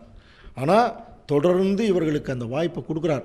அதுக்கப்புறம் கவனித்து பார்த்தீங்கன்னா யாக்கோபுடைய குமாரர்கள் பற்றி படிக்கிறோம் இல்லையா? 12 கோத்திரம். அதில் தேவன் அவங்களுக்கு கொடுத்த கோத்திரம் எல்லாம் படிச்சிருக்கிறோம். இப்போ இவங்களுக்கெல்லாம் மோசே என்ன செய்கிறார் நம்ம கவனிக்கலாம். அப்போஸ்தலரில் படிக்கிறோம் இல்லையா? இவங்களை வழிநடத்தின மோசே, தேவன் அவரை இவனை வழிநடத்துறதுக்கு மோசேவை முதல் தயார் பண்ணுறான். மோசே 120 வருஷம்னு ஒரு சப்ஜெக்ட் கூட பார்த்தோம் இல்லையா? அதில் பார்த்தீங்கன்னா 80 வருஷங்கள் ஃபுல் ஃப்ளட்ஜ்டு ட்ரைனிங் எடுக்கிறார் மோசே. 40 வருஷம் அரண்மனையில், 40 வருஷம் வனாந்தரத்தில், 40 வருஷங்கள் பாருங்கள். 80 வருஷம் ட்ரைனிங் எடுத்துகிட்டு 80வது வயசில் தாங்க எகிப்துக்கு வரார், இஸ்ரேல் ஜனங்களை மீட்டுட்டு போகிறோம். அதுக்கு முன்னாடி அவர் எப்படி வளர்ந்தார்னு படிக்கிறோம். மோசே எகிப்தருடைய சகல சாஸ்திரங்களிலும் கற்பிக்கப்பட்டு வாக்கினாலும் செய்களினாலும் வல்லவனானான். பட் எபிரேயரில் மோசையை பற்றி சொல்லும்போது, விசுவாசத்தினாலே தான் பெரியவனான போது பார்வனுடைய குமாரத்தின் மகன் எனப்படுவதை வெறுத்து, அப்போ பாருங்கள், இப்போ ஏற்கனவே இவர் எப்படி இருக்காருன்னா எகிப்தில் இருக்கக்கூடிய விஷயத்தில் எல்லாத்திலையும் வல்லவனாக இருக்கார். ஆனால் அதை விட பார்வனுடைய குமாரன் என்பதை வெறுத்து பாருங்கள், அனித்தியமான பாவ சந்தோஷங்களை அனுபவிப்பதை பார்க்கிலும் தேவனுடைய ஜனங்களுடைய துன்பத்தை அனுபவிப்பதே அப்படி எப்படி அதை தெரிஞ்சுக்கிட்டார்? அப்போ நீங்களே சொல்லுங்க பார்க்கலாம். இவ்வளோ பெரிய 40 வருஷம் அரண்மனையில் பந்தாவாக இருந்துட்டார். ஆனால் அது அவருக்கு பெருசாக தெரியலையா? தேவனுடைய ஜனங்கள், இஸ்ரேல் ஜனங்கள், அவங்களோட துன்பத்தை என்ன அர்த்தம் நம்ம ஏற்கனவே படித்தோம் இல்லையா? மோசேயின் தாய் அப்படின்னு ஒரு பாடமே நம்ம ஏற்கனவே பல வருஷங்களுக்கு முன்னாடி எடுத்தாச்சு. அந்த அம்மா மோசையை வளர்க்கறதுக்கு தாதியாக போய் சேர்றாங்க இல்லையா? அப்போது கவனித்து பார்க்கலாம். மோசேக்கு தேவையான மாம்ச பிரகாரமான உணவுகளும் உடைகளும் பார்வோன் இடத்துலேருந்து வருது, புரியுதுங்களா? ஆனால் அவருடைய ஆவிக்குரிய விஷயம், நம்ம பாஷையில் சொல்லப்போனால் தேவனுடைய காரியங்கள் எல்லாம் தன்னுடைய தாயின் இடத்திலிருந்து மோசேக்கு வந்தது. கட்டாயமாக மோசே தன்னுடைய தேவனுடைய கற்பனைகள் கட்டளைகளின் படி தான் அவர் இந்த இடத்துல என்ன பண்ணிடுறார்? அதை விட மேன்மையாக நினச்சதுனால தான் இஸ்ரேல் ஜனங்களை மேன்மையாக நினைக்கிறாராம். இஸ்ரேல் ஜனங்க மேலே அதிகமான அன்பு வச்சுருந்துருக்கார். அதனால தான் ஒரு எகிப்தியன் என்ன பண்ணார், வெட்டினார் அந்த வைராக்கியத்தினால. அப்போ எத்தனை வருஷம் அவர் அவ்வளோ பார்வோனுடைய அந்த ஒரு மிகப்பெரிய அளவு அந்த ஒரு மேன்மை அனுபவிச்சிருந்தா கூட அவருக்குள்ள ஒரு விதை விதைக்கப்பட்டிருக்கு பாருங்க. இது நாம் தேவனுடைய ஊழியக்காரர்கள், தேவனுடைய பிள்ளைகள். அந்த விதை இப்போ என்னாச்சுன்னா இஸ்ரேல் ஜனங்களையே வழிநடத்துறதுக்கு தேவன் உருவாக்கினார். அப்போ அந்த கண்டினியூட்டி பாருங்கள், ஒரு லாங் கேப் இருந்தால் கூட அந்த கண்டினியூட்டி வருது பாருங்கள். அப்போ தேவன் மோசேக்குள்ள அந்த விதையை ஏற்கனவே 40 வருஷங்களுக்கு முன்னாடியே விதைச்சிட்டார் தன்னுடைய தாயின் மூலம். நம்ம கட்டாயமாக சொல்லி கொடுத்துருக்கணும். அதனால தான் அந்த பேஸில் வளர்ந்ததுனால தான் இப்போ இஸ்ரேல் ஜனங்களை நேசிக்க ஆரம்பித்து அவர்கள் வழிநடத்துறதுக்கு உரிய சூழ்நிலை. இது பாருங்கள். அப்போ உபாகமத்தில் சொல்லும்போது இதை எப்படி சொல்லி கொடுத்துருக்காங்க, வாசிக்கலாம் பாருங்கள். உபாகம் 32:7 வாசிக்கலாம். பூர்வ நாட்களை நினை, தலைமுறை தலைமுறையாய் சென்ற வருஷங்களை கவனித்து சொல்றார் பாருங்க. தலைமுறை தலைமுறையா சென்ற வருஷங்களை கவனிச்சு பார். உன் தகப்பனை கேள், அவன் உனக்கு சொல்லுவான். உன் மூப்பர்களை கேள், அவர் உங்களுக்கு சொல்லுவாங்க. அப்போ என்ன பண்ணியிருக்கிறாங்க, தகப்பன் பிள்ளைகளுக்கு சொல்லி கொடுத்துருக்காங்க. சபையை வழிநடத்தின மூப்பர்கள் பின்னாடி இருக்கிறவங்களுக்கு சொல்லி கொடுத்துருக்காங்க. கவனிச்சு பார்த்தீங்களா? அப்போ இந்த ஆர்டர் தேவன் என்ன பண்ணியிருக்காருன்னா அந்த சமஸ்த சபைக்குமே அவர் கொடுத்துருக்கார். அவர்கள் நல்லதோ கெட்டதோ தேவன் நல்லதை தான் சொல்லிக் கொடுக்க சொல்லுவார் இல்லையா? அவங்க சொல்லி கொடுத்தாங்க. அது மட்டும் இல்லை, வாசிக்கலாம் பாருங்க. சங்கீதம் 44:1. தேவனே, எங்கள் பிதாக்களுடைய நாட்களாகிய பூர்வ நாட்களில் நீர் நடப்பித்த கிரியைகளை அவர்கள் எங்களுக்கு அறிவித்தார்கள். சங்கீதத்தில் எல்லாம் எழுதுறாங்க பாருங்க. தேவனே, எங்கள் பிதாக்களுடைய நாட்களில் நீங்க என்னென்னவெல்லாம் செஞ்சீங்களோ அதை அவங்களுக்கு என்ன செஞ்சாங்க எங்களுக்கு சொன்னாங்க. அவைகளை எங்கள் காதுகளினாலே கேட்டோம், அவைகளை நாங்கள் கேள்விப்பட்டு அறிந்தோம், அவைகள் எங்கள் பிதாக்கள் எங்களுக்கு என்ன பண்ணாங்க தெரிவிச்சாங்க. அதோட நிக்கல. கவனிங்க, பின்வரும் சந்ததிகளான பிள்ளைகளுக்கு நாங்கள் அவைகளை மறைக்காமல் கர்த்தருடைய துதிகளையும் அவருடைய பலத்தையும் அவர் செய்த அவருடைய அதிசயங்களையும் விவரிப்போம். எங்களுக்கு எங்களுடைய முன்னோர்கள் சொல்லி கொடுத்தாங்க. இப்போ எங்களுக்கு பின்னாடி வரக்கூடிய சந்ததியை ஜனங்களுக்கு நாங்கள் என்ன செய்ய போகிறோம், அதை மறைக்காமல் அறிவோம். இந்த பேசிக் என்ன தெரியுமா? இது மோசேயிலிருந்து தேவன் மறுபடியும் கண்டினியூ பண்ணுறாரு பாருங்க. வாசிக்கலாம். உபாகமம் 18:18 வாசிங்க. உன்னை போல ஒரு தீர்க்கதரிசியை நான் அவர்களுக்காக அவர்கள் சகோதரரிலிருந்து எழும்ப பண்ணி என் வார்த்தைகளை அவர் வாயிலிருந்து அருளுவேன். நான் அவருக்கு கற்பித்ததை எல்லாம் அவர்களுக்கு சொல்லுவேன். இப்போ நம்ம ஏற்கனவே மோசே சொன்னதெல்லாம் கவனிச்சிருக்கிறோம் இல்லையா? இப்போ உன்னை போல ஒரு தீர்க்கதரிசி எழும்ப பண்ணுவார்னால நம்ம படிச்சிருக்கிறோம். இப்போ அடுத்தது பார்த்தீங்கன்னா மோசே தனக்கு கர்த்தர் கட்டளையிட்டபடி அவர்கள் புறப்பட்ட பிரகாரமாய் அவர்களுக்கு பிரயாணங்களை பாருங்க ரெக்கார்ட் பண்ணுறார் பாருங்க. எங்கெங்கெல்லாம் போகிறாங்கிற பிரயாணங்களை ரெக்கார்ட் பண்ணுறார். அவர்கள் ஒவ்வொரு இடங்களிலிருந்தும் புறப்பட்ட பிரயாணங்களாவன. என்னாகமத்தில் நான் படிக்கிறோம் இல்லையா? அதனால தான் இன்றைக்கி இஸ்ரேலுடைய வழி பிரயாணம் பெரிய சப்ஜெக்டே பார்த்துருக்கோம். இதெல்லாம் யார் எழுதுனது? 5 ஆகமங்கள் எழுதுனது யாருன்னு படிக்கிறோம்? மோசே இல்லையா? அது எப்படி 2ஆம் உலகத்தில் எழுதுகிறார். 2ஆம் உலகத்தில் தான் மோசே வரார்.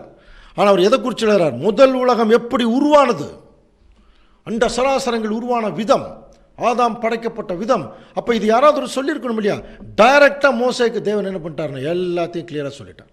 மோசே அதை என்ன பண்ணுறாருன்னா எல்லாவற்றையும் ரெக்கார்ட் பண்ணுறாரு பாருங்க. எதுக்கு? பின்வரும் சந்ததிகள் படிக்கிறதுக்கு. பின்வரும் சந்ததிகள் அதை படிக்கிறதுக்கு. அதுலேயே யாத்திராகமம் 34:27 வாசிக்கலாம். பின்னும் கர்த்தர் மோசேயை நோக்கி, இந்த வார்த்தைகளை நீ எழுது, இந்த வார்த்தைகளின்படியே என்ன சொல்றாரு பாருங்க. இந்த வார்த்தைகளை முதல்ல என்ன பண்ணு, எழுது. அதில் மெயினாக அவர் எழுதுனது, மோசே இந்த நியாயப்பிரமாணத்தை எழுதி கர்த்தருடைய உடன்படிக்கை பற்றிய சுமக்கிற லேவியினுடைய புத்திரர் கையில் ஒப்படைக்கிறார். அப்போ இவருடைய வேலையை என்ன பண்ணுறார், செய்து முடிக்கிறார். அது மட்டும் இல்லை, மோசே தன்னுடைய கோர்ஸ் முடிக்கும் போது தனக்கு கொடுக்கப்பட்ட வேலையெல்லாம் முடிச்சிட்டார். இஸ்ரேல் ஜனங்க இப்போ கானான் தேசத்துக்குள்ளே போகிறான். போகிற போதே யோசுவாவுக்கு தேவன் கொடுத்த கற்பனைகள் பாருங்க. வாசிக்கலாம். யோசுவா 1:7 என் தாசனாகிய மோசே உனக்கு கற்பித்த நியாயப்பிரமாணத்தின் படியெல்லாம் செய்ய கவனமாய் இருக்க மாத்திரம் மிகவும் பலம் கொண்டு திடமனதாயிரு. என்ன ஆச்சரியம்னா, இந்த மோசேயினுடைய பேசிக் இருக்கு பாருங்க, பேஸ் அஸ்திபாரம், அது ஆண்டவர் இயேசு கிறிஸ்து வரைக்கும் அது நீண்ட ஒரு காலமாக போயிருக்கு. மோசே எழுதின பாருங்க, உனக்கு கற்பித்த நியாயப்பிரமாணங்களை எல்லாம் யோசுவா கிட்ட சொல்றார், நீ செய்ய கவனமாயிரு, பலங்கொண்டு திடமனதாயிரு, தேவன் உன்னை விட்டு விலக மாட்டார். ஆனால் நீ கவனமாக இந்த வேலையை நீ செய்யு. அப்போ யோசுவா என்ன பண்ணார் தெரியுமா? நம்ம ஏற்கனவே நினைப்பூட்டுதலின் அடையாளம்னு ஒரு சப்ஜெக்ட் கூட படிச்சிருக்கிறோம். கானான் தேசத்தை அவர்கள் சுதந்திரிக்கிறதுக்குள்ளே போகும்போது யோர்தான் நதியை கடக்கிறாங்க. அதில் கற்களை எடுத்துகிட்டு போனாங்க. அந்த கற்களில் என்ன எழுதுனாங்களாம்? தேவனுடைய கற்பனைகளை. வாசிக்கலாம் பாருங்கள், யோசுவா 8:32 வாசிங்க. இஸ்ரேல் புத்திரருக்கு முன்பாக மோசே எழுதியிருந்த நியாய பிரமாணத்தை அவன் அங்கே கற்களில் பேர்த்தெழுதினான், தொகுத்து எழுதினாராம் அந்த கற்பனைகளை எல்லாம். அப்போ பாரு, கண்டினியூஸாக தேவனுடைய கற்பனை அப்படியே ஜனங்கள் போயிட்டாரு. அவர் பேர்த்தெழுதுறது மட்டும் இல்லாமல் அடுத்து என்ன பண்ணியிருக்கார் பாருங்க. அதில் 8:35 வாசிக்கலாம். மோசே கட்டளையிட்ட எல்லாவற்றையும் யோசுவா இஸ்ரேலின் முழு சபைக்கும் ஸ்திரீகளுக்கும் பிள்ளைகளுக்கும் அவர்களுக்குள் நடமாடி சஞ்சரித்த அந்நியர்களுக்கும் முன்பாக ஒரு வார்த்தை விடாம வாசிக்கிறார் பாருங்க. அப்படின்னா அந்த கண்டினியூட்டி கொஞ்சம் கவனிக்கலாம் பாருங்க. யோசுவா அவங்க உள்ள போயாச்சு. போனதுக்கப்புறம் முழு சபைகள், ஸ்திரீகள், குழந்தைகள், அந்நியர் எல்லாத்தையும் உட்கார வச்சு ஒரு வார்த்தை விடாம அந்த வார்த்தைகள் எல்லாம் வாசிக்கிறாங்க. எல்லாருக்கும் இது போகணும். அப்போ அந்த ஜனங்கள் கேட்டிருப்பாங்க இல்லையா? அப்போது இது பார்த்தீங்கன்னா யோசுவா இஸ்ரேல் கானான் தேசத்தில் கொண்டு விட்டுட்டார். அதுக்கப்புறம் நியாயாதிபதிகளினுடைய காலம். அதில் நியாயாதிபதிகள் அவங்களை வழிநடத்திட்டு வரக்கூடிய ஒரு காலம். அது அப்படியே மோசேனுடைய கற்பனையிலே வந்தாச்சு. அதுக்கப்புறம் ராஜாக்குடைய காலம் வரும்போது பாருங்க, அங்கே என்ன நடக்குது. 1 ராஜாக்கள் 2:4 வாசிக்கலாம். மோசேயின் நியாய பிரமாணத்தில் எழுதியிருக்கிறபடி நீ உன் தேவனாகிய கர்த்தருடைய கட்டளைகளையும் கற்பனைகளையும் நியாயங்களையும் சாட்சிகளையும் கைக்கொள்ள அவர் வழிகளில் நடக்கும்படி அவருடைய காவலை காப்பாயாக. இது பின்னாடி வரக்கூடிய தாவீது, சாலமோன் போன்றவர்களுக்கெல்லாம் இந்த மாதிரி கட்டளைகள் தெளிவாக சொல்லிட்டார். மோசே சொன்ன விஷயத்தில் அந்த கற்பனையில் நீங்கள் ஒன்று கூட விடாமல் இருந்துடக்கூடாது. எல்லாத்தையும் கரெக்டாக பண்ணுங்க.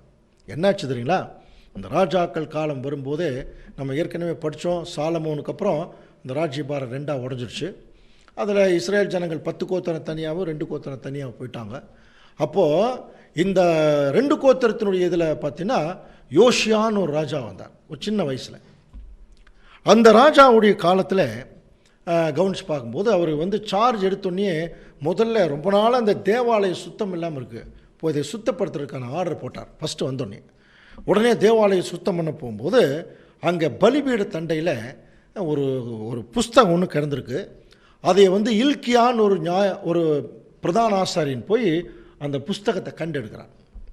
பாருங்க, வாசிக்கலாம். 2 நாளாகமம் 34:14. கர்த்தருடைய ஆலயத்துக்கு கொண்டு வரப்பட்ட பணத்தை அவர்கள் எடுக்கிற பொழுது மோசேயை கொண்டு கட்டளையிடப்பட்ட கர்த்தருடைய நியாயப்பிரமாண புஸ்தகத்தை ஆசாரியனாகிய இல்கியா கண்டெடுத்தான். இல்கியா கண்டெடுக்கிறார்.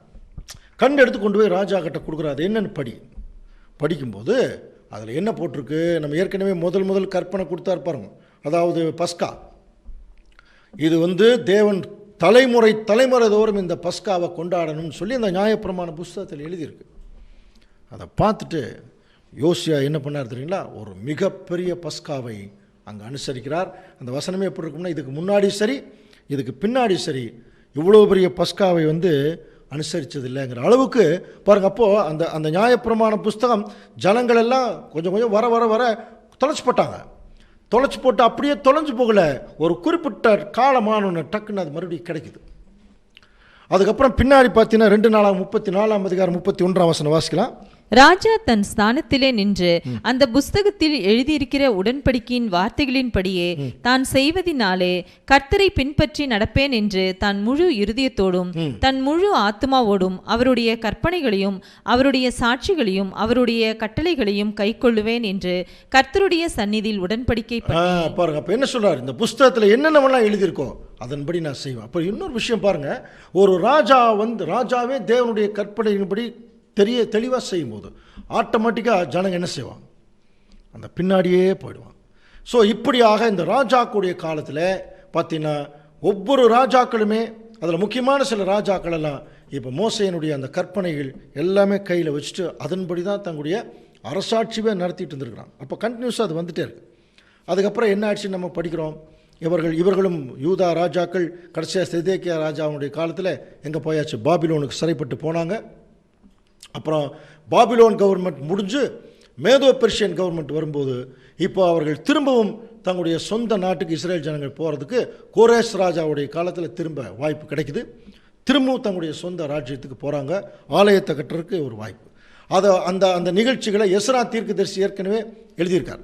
அப்போ எஸ்ரா தீர்க்கதரிசி பாருங்கள், அவங்க திரும்ப ஆலயத்திற்கு அந்த கட்டுறதுக்குரிய சூழ்நிலை வரும்போது இப்போ என்ன நடக்குது வாசிக்கலாம். எஸ்ரா 3:2 அப்பொழுது யோசுவாவும் அவனுடைய சகோதரனாகிய ஆசாரியரும் செயல்தேன் குமாரனாகிய செருபாபேலும் அவருடைய சகோதரரும் எழும்பி தேவனுடைய மனிதனாகிய மோசேயின் நியாயப்பிரமாணத்தில் எழுதியிருக்கிறபடி பாருங்க. அப்போ எதை பார்த்துருக்காங்க? அந்த புஸ்தகம் கையிலேயே அவங்க வச்சுருந்துருக்காங்க. புஸ்தகம்னா நம்மள மாதிரி புஸ்தகம் இல்லை, அந்த சுருள்கள் எல்லாம். அதன்படி சர்வாங்க தகன பலிகளை என்ன செய்கிறாங்கன்னா செலுத்தினாங்க பாருங்க. அப்போ அது கண்டினியூஸாக அந்த நியாயப்பிரமாணம், மோசேயிலிருந்து நியாயப்பிரமாணம் காலங்காலமாக ஒருத்தர் கையிலிருந்து இன்னொரு கைக்கு மாறுது, இன்னொரு கையிலிருந்து இன்னொரு கைக்கு மாறுது. அப்புறம் அதன்படியே அந்த பலிகளை அவங்க செலுத்துகிறாங்க. புரியுதுங்களா? அது மட்டும் இல்லை, நெகேமியாவுடைய காலத்தில் அவர்கள் ஆலங்கத்தை கட்ட போகிறாங்க. அப்பவும் அதே விஷயத்தை தான் சொல்கிறாங்க. தேவன்கிட்ட அவங்க முறையிடும் போது, நாங்கள் உமக்கு முன்பாக மிகவும் கெட்டவர்களாக நடந்தோம், நீர் உம்முடைய தாசனாகிய மோசே கற்பித்த கட்டளைகளையும் நியாயங்களையும் என்ன பண்ணிட்டோம், கை கொள்ளாமல் போயிட்டோமே அப்படின்னு சொல்லி அங்கே வந்து பேசுகிறத கவனிக்கலாம். இதை குறித்து சங்கீதக்காரன் எழுதுகிறார் பாருங்க, வாசிக்கலாம். சங்கீதம் 103:7. அவர்கள் தமது வழிகளை மோசேக்கும் தமது கிரியைகளை இஸ்ரேல் புத்திரருக்கும் தெரியப்பட்டார். தம்முடைய வழிகளை மோசேக்கு சொன்னார், அதுக்கப்புறம் தம்முடைய கிரியைகளை இஸ்ரேல் புத்திரருக்கு சொல்லிட்டார். ஸோ இதுக்கப்புறம் பார்த்தீங்கன்னா தானியேல் தீர்க்க தரிசன புஸ்தகம் வருது. தானியேல் தீர்க்க தரிசியும் ஒரு அழகான ஒரு விஷயத்தை அங்கே சொல்கிறத நம்ம கவனிக்கலாம் பாருங்கள். இஸ்ரேலர் எல்லாரும் உமது நியாயப்பிரமாணத்தை மீறி, அதாவது முதல்ல இந்த இஸ்ரேல் ஜனங்களுக்கு ஏதாவது ஒரு நல்ல லைஃப் கிடைக்காதான்னு சொல்லி தேவனிடத்தில் ஒரு மன்றாடுறார், கன்ஃபஸ் பண்ணுறார்.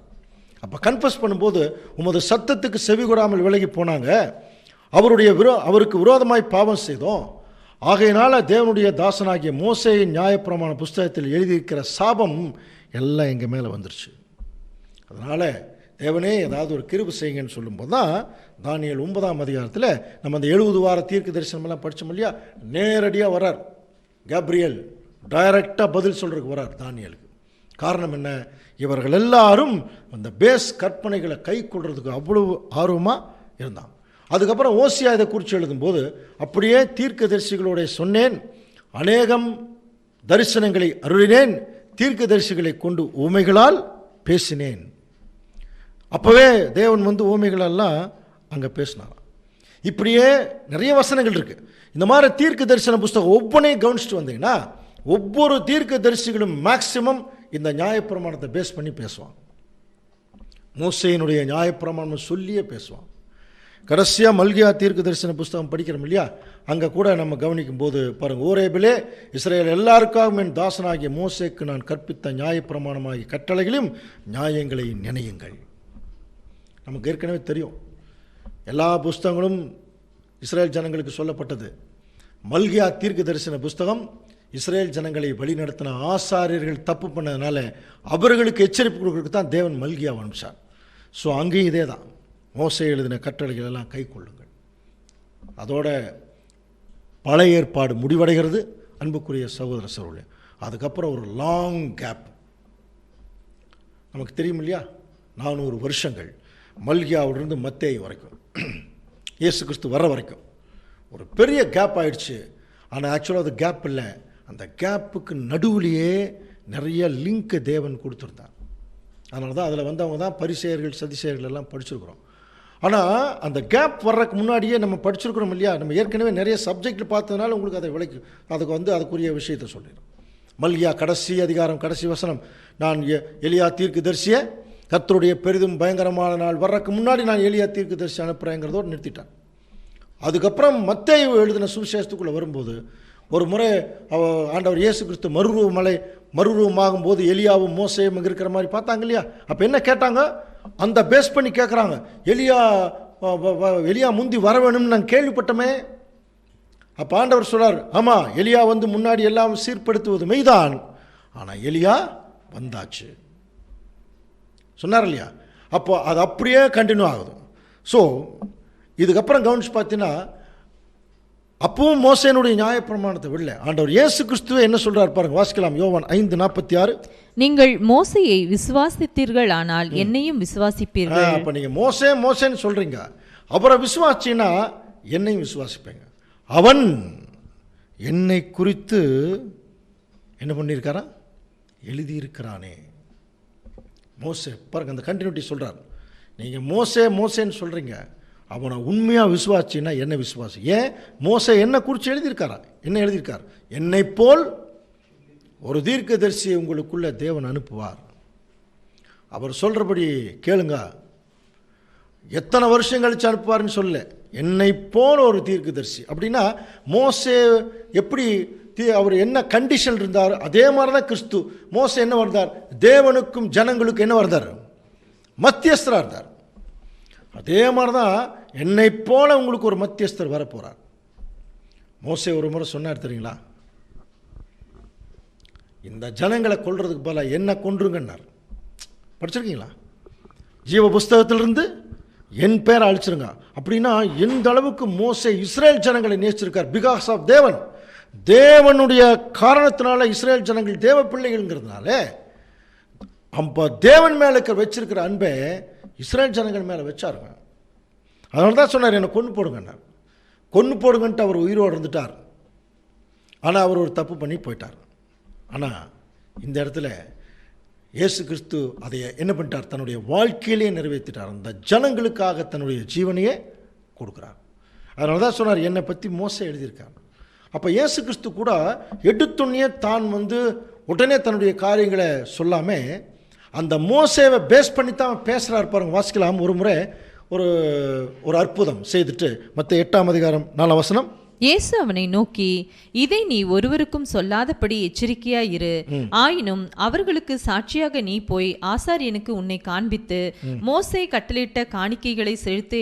பாருங்க, அப்போ மோசே பேஸ் பண்ணி தான் அந்த ஜனங்க இருக்காங்கனால இயேசு கிறிஸ்து எடுத்துன்னே தன்னுடைய காரியங்களை செய்யாம அவங்க மோசே சொன்னதை பேஸ் பண்ணியே அந்த கண்டினியூட்டி வர்றதுக்கு இயேசு கிறிஸ்து வெயிட் பண்ணிட்டு இருக்கார்.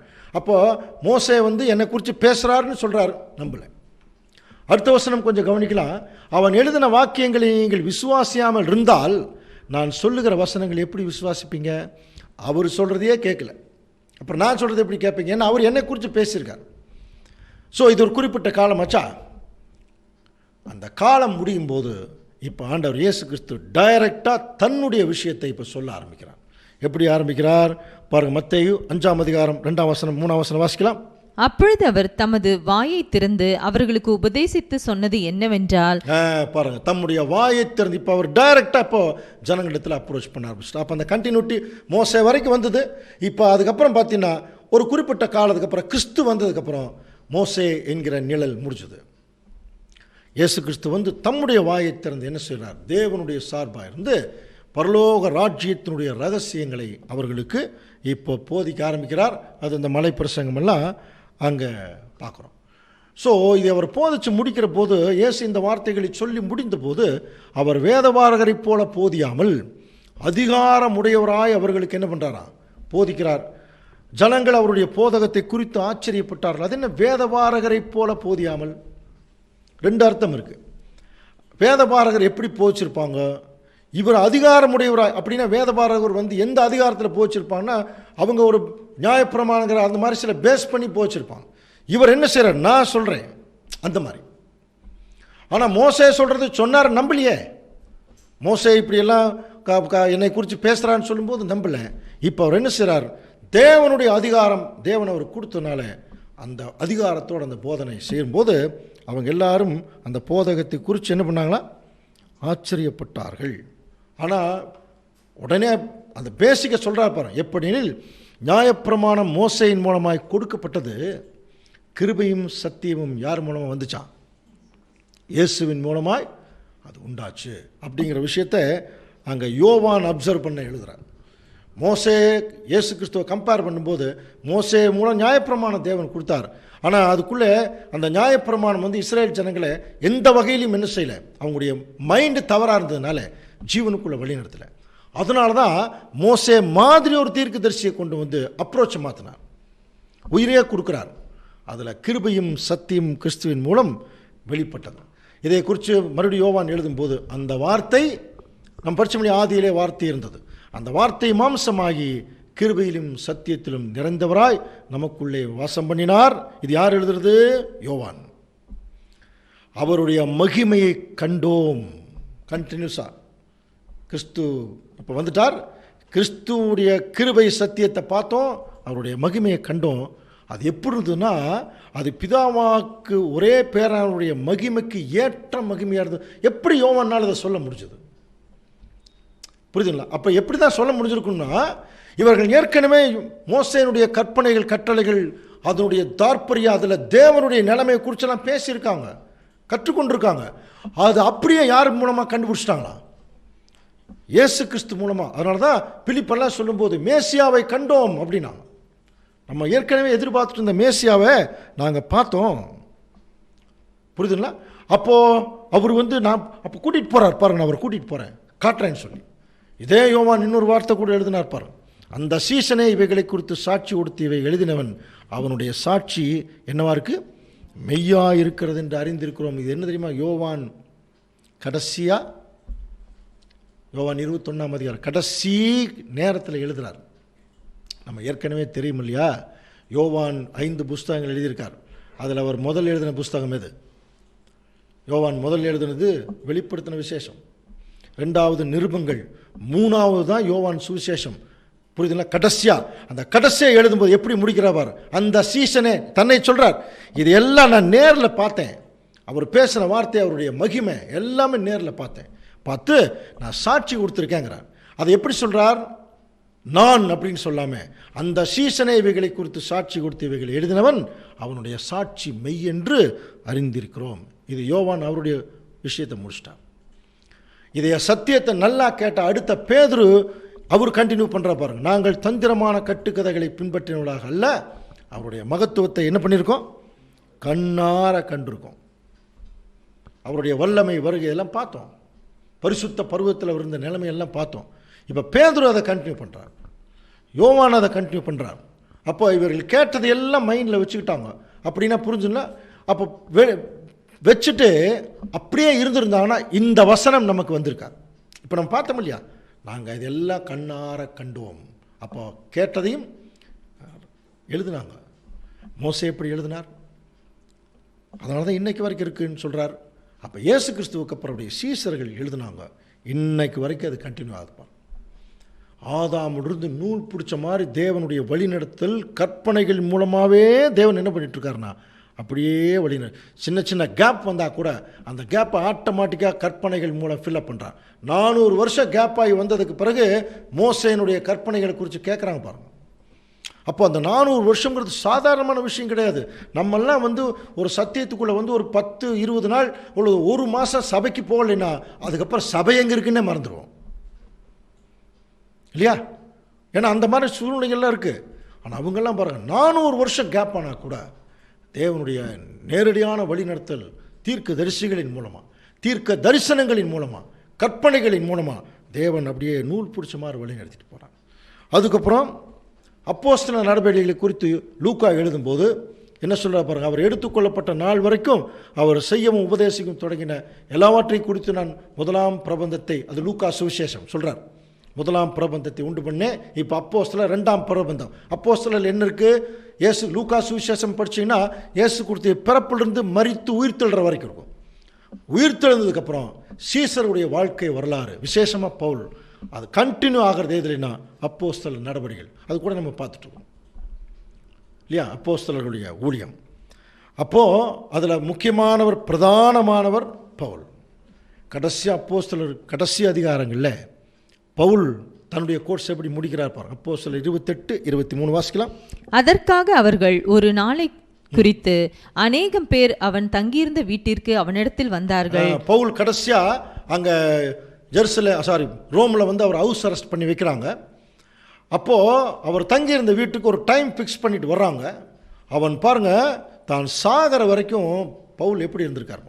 அவன் காலமே தொடங்கி சாயங்காலம் மட்டும், கவனிங்க, மோசேயின் நியாயப்பிரமாணத்திலும் தீர்க்கதரிசிகளின் ஆகமங்களிலும் இருந்து இயேசுவுக்கு அடுத்த விஷயங்களை, ஏன்னா இதுக்கு முன்னாடி கற்பனைகளெல்லாம் தெரிஞ்சுட்டாங்க, அதுக்குள்ள தேவனுடைய திட்டத்தில் இயேசு கிறிஸ்து இருக்கிறாருங்கிறது தெரியல. காலையிலிருந்து சாயங்காலம் வரைக்கும் மோசேனுடைய கற்பனை எடுக்கிறார், அதில் கிறிஸ்து இருக்கிறத பற்றியும் பாருங்கள். இயேசுவுக்கு எடுத்த விசேஷங்களை அவர்களுக்கு போதித்து ஃபைனலாக எதில் முடிக்கிற பாருங்க, தேவனுடைய ராஜ்யத்தை குறித்து சாட்சி கொடுத்து விஸ்தரித்து பேசினான். கண்டினியூஸாக அது வருது பாருங்க இல்லையா? இயேசு கிறிஸ்து, சீசர்கள், பவுல் தன்னுடைய கோர்ஸ் முடித்து அவர் தேவனுடைய ராஜ்யத்தை குறித்து பேசி முடிக்கிறார். கடைசியாக கவனிச்சு பார்த்தீங்கன்னா அவருடைய நிருபங்கள், அதுக்கப்புறம் அவருடைய நிருபங்கள் ஸ்டார்ட் ஆகும். நிருபங்கள் முடியும் போது வேதத்தினுடைய கடைசி புஸ்தகம் ரெவலேஷன், வெளிப்படுத்தின விசேஷம். ஸோ அந்த வெளிப்படுத்தின விசேஷத்தில் எப்படி கண்டினியூ ஆகுது? நம்ம ஏற்கனவே படிச்சிருக்கிறோம். சீக்கிரத்தில் சம்பவிக்க வேண்டியவைகளை தேவன் தம்முடைய ஊழியக்காரருக்கு காண்பிக்கும் பொருட்டு அவர் தம்முடைய தூதனை அனுப்பி வெளிப்படுத்தின விசேஷம். சீக்கிரத்தில் என்ன அர்த்தம்? இயேசு கிறிஸ்துவுக்கு பிறகு இந்த பூமியில் ராஜ்யம் வரைக்கும் என்ன நடக்குது அப்படிங்கிறத முதல்ல தேவன் இயேசு கிறிஸ்துவுக்கு ஒப்படைக்கிறார். கிறிஸ்து தம்முடைய தூதன் மூலம் அங்கே யோவானுக்கு வெளிப்படுத்துகிறார். அப்போ யோவான் பத்மு தீவில் இருக்கார். இப்போ கவனிங்க, அது நமக்கு தெரியும் இல்லையா? கிபி 96 பத்மு தீவில் இருக்கார். இப்போ தரிசனம் அவருக்கு காட்டப்படும் போது இப்போ கிபி 96 அவர் எங்கே போயிட்டார் பாருங்க. வெளிப்படுத்தல் 1:10 வாசிக்கலாம். கர்த்தருடைய நாளில் ஆவிக்குள்ளானே. இப்போ இவர் இருக்கிறது கிபி 96ஆம் வருஷம் பத்மு தீவில். இவர் அப்படியே எதுக்குள்ளே போயிட்டாராம்? கர்த்தருடைய நாளுக்குள்ளே போனாராம். கர்த்தருடைய நாளில் நான் ஆவிக்குள்ளானேன். இப்போ கர்த்தருடைய நாளுக்குள்ளே போயிட்டார். அங்கே எனக்கு பின்னாக ஒரு சத்தம் கேட்டு திரும்பி பார்க்குறார். இதுதான் அந்த வெளிப்படுத்தின விசேஷத்தில் முதல் அந்த அதிகாரத்தில் சொல்லப்பட்ட விஷயம். அப்படின்னா கர்த்தருடைய நாள்ங்கிறது என்ன? நம்ம ஏற்கனவே படிச்சிருக்கிறோம் இல்லையா? கர்த்தருடைய நாள்னு என்ன? இயேசு கிறிஸ்துடைய ராஜ்யம். அதுக்கு கர்த்தருடைய நாள்னு பேர், நீதியை சரிக்கட்டும் நாள்னு பேர், கிறிஸ்துடைய நாள்னு பேர், அவருடைய ராஜ்யம். இப்போது யோவான் கிபி 96 பத்மு தீவில் இருக்கார். அப்படியே ராஜ்யத்துக்குள்ளே போயிட்டார்னு அர்த்தம். இப்போ அங்கே போனதுக்கப்புறம் ஒரு சத்தம் கேட்டு திரும்பி பார்க்குறாங்க. எனக்கு பின்னாக ஒரு சத்தம் கேட்டு திரும்பி பார்க்குற போது அங்கே என்ன இருந்ததுன்னா 7 பொன் குத்து விளக்குகளும், ஒரு பொன் குத்து விளக்கு இருக்குது. அந்த குத்து விளக்குகளின் மத்தியில் நிலையங்கி தரித்து மார்பருகே பொற்கட்சி கட்டியிருந்த ஒரு மனுஷகுமாரனுக்கு ஒப்பானவரை பார்த்தேன். அப்போது கிபி 96 ராஜ்யத்துக்குள்ளே போயிட்டு இப்படி திரும்பி பார்க்குறார். பார்த்தா ஒரு 7 குத்து விளக்கு, 7 குத்து விளக்குன்னு ஒரே குத்து விளக்கு தான் 7 அகல்கள் இருக்குது. அதுக்கு நடுவில் ஒரு நிலையங்கி தரித்து ஒருத்தர் நிற்கிறார். இது நமக்கு நல்லா தெரியும். இது யார்? ஒரு பிரதான ஆசாரியனுடைய நிலைமையில் ஆண்டவர் இயேசு கிறிஸ்து இருக்கார். இதுக்கெல்லாம் நமக்கு விளக்கம் ஏற்கனவே தெரியும். அந்த 7 அகல்கள் 7 சபைகளை குறிக்கும். அந்த 7 சபைகளுக்கு மத்தியிலிருந்து ஆண்டவர் இயேசு கிறிஸ்து கண்காணித்து கொண்டிருக்கிறார். அப்போ இதுக்கெல்லாம் விளக்கம் நம்ம ஏற்கனவே படித்தோம். தாம் வலது கரத்திலே 7 நட்சத்திரங்கள் ஏந்தி கொண்டிருந்தார். எல்லாம் படிக்கிறோம் இல்லையா? அவருடைய முகம் சூரியனைப் போல பிரகாசித்தது. இது என்னன்னு கேட்கும்போது, என் வலது கரத்திலே நீ கண்ட அந்த 7 நட்சத்திரங்கள் ரகசியம், 7 பொன் குத்து விளக்கின் ரகசியம், இதெல்லாம் சொல்கிறேன்னு சொல்லிட்டு அதுக்கு விளக்கம் எப்படி முடிக்கிறார்? அந்த 7 நட்சத்திரங்களும் 7 சபைகளின் தூதர்கள். நீ கண்ட 7 குத்து விளக்கும் யார்? 7 சபைகள் அப்படின்னா. அப்போ நமக்கு தெரியும் இல்லையா? இந்த 7 சபைகள்ங்கிறது யார்? 2000 வருஷமாக ஆண்டவர் இயேசு கிறிஸ்துடைய முதலாம் வருகையிலிருந்து அவருடைய 2ஆம் வருகை வரைக்கும் இருக்கக்கூடிய திருச்சபையின் பிள்ளைகள் 7 காலப்பகுதிகளாக அவருடைய அனுபவங்களின் மூலம் சபை பிரிக்கப்பட்டது. ஒரே சபை தான். 7 காலப்பகுதியில் வாழ்ந்த தேவனுடைய பிள்ளைகள் என்ன நிலைமையில் இருந்தாங்கிறத நம்ம தெரிஞ்சுக்கிறதுக்கு அது 7ஆக பிரித்தாங்க. அதுக்கு நம்ம விளக்கம் தெரியும் இல்லையா? எபேசு, சிமர்னா, அந்த மாதிரி சபைகள். கடைசியாக இப்போ நம்ம இருக்கக்கூடிய சபையினுடைய காலப்பகுதி என்னென்னு படிக்கிறோம்? லவோதிக்கேயா சபை பகுதி, கடைசி காலம். அப்போ ஆக்சுவலாக நமக்கு நல்லா தெரியும், ஒரு சபையா 7 சபையா? ஒரே சபை தான்.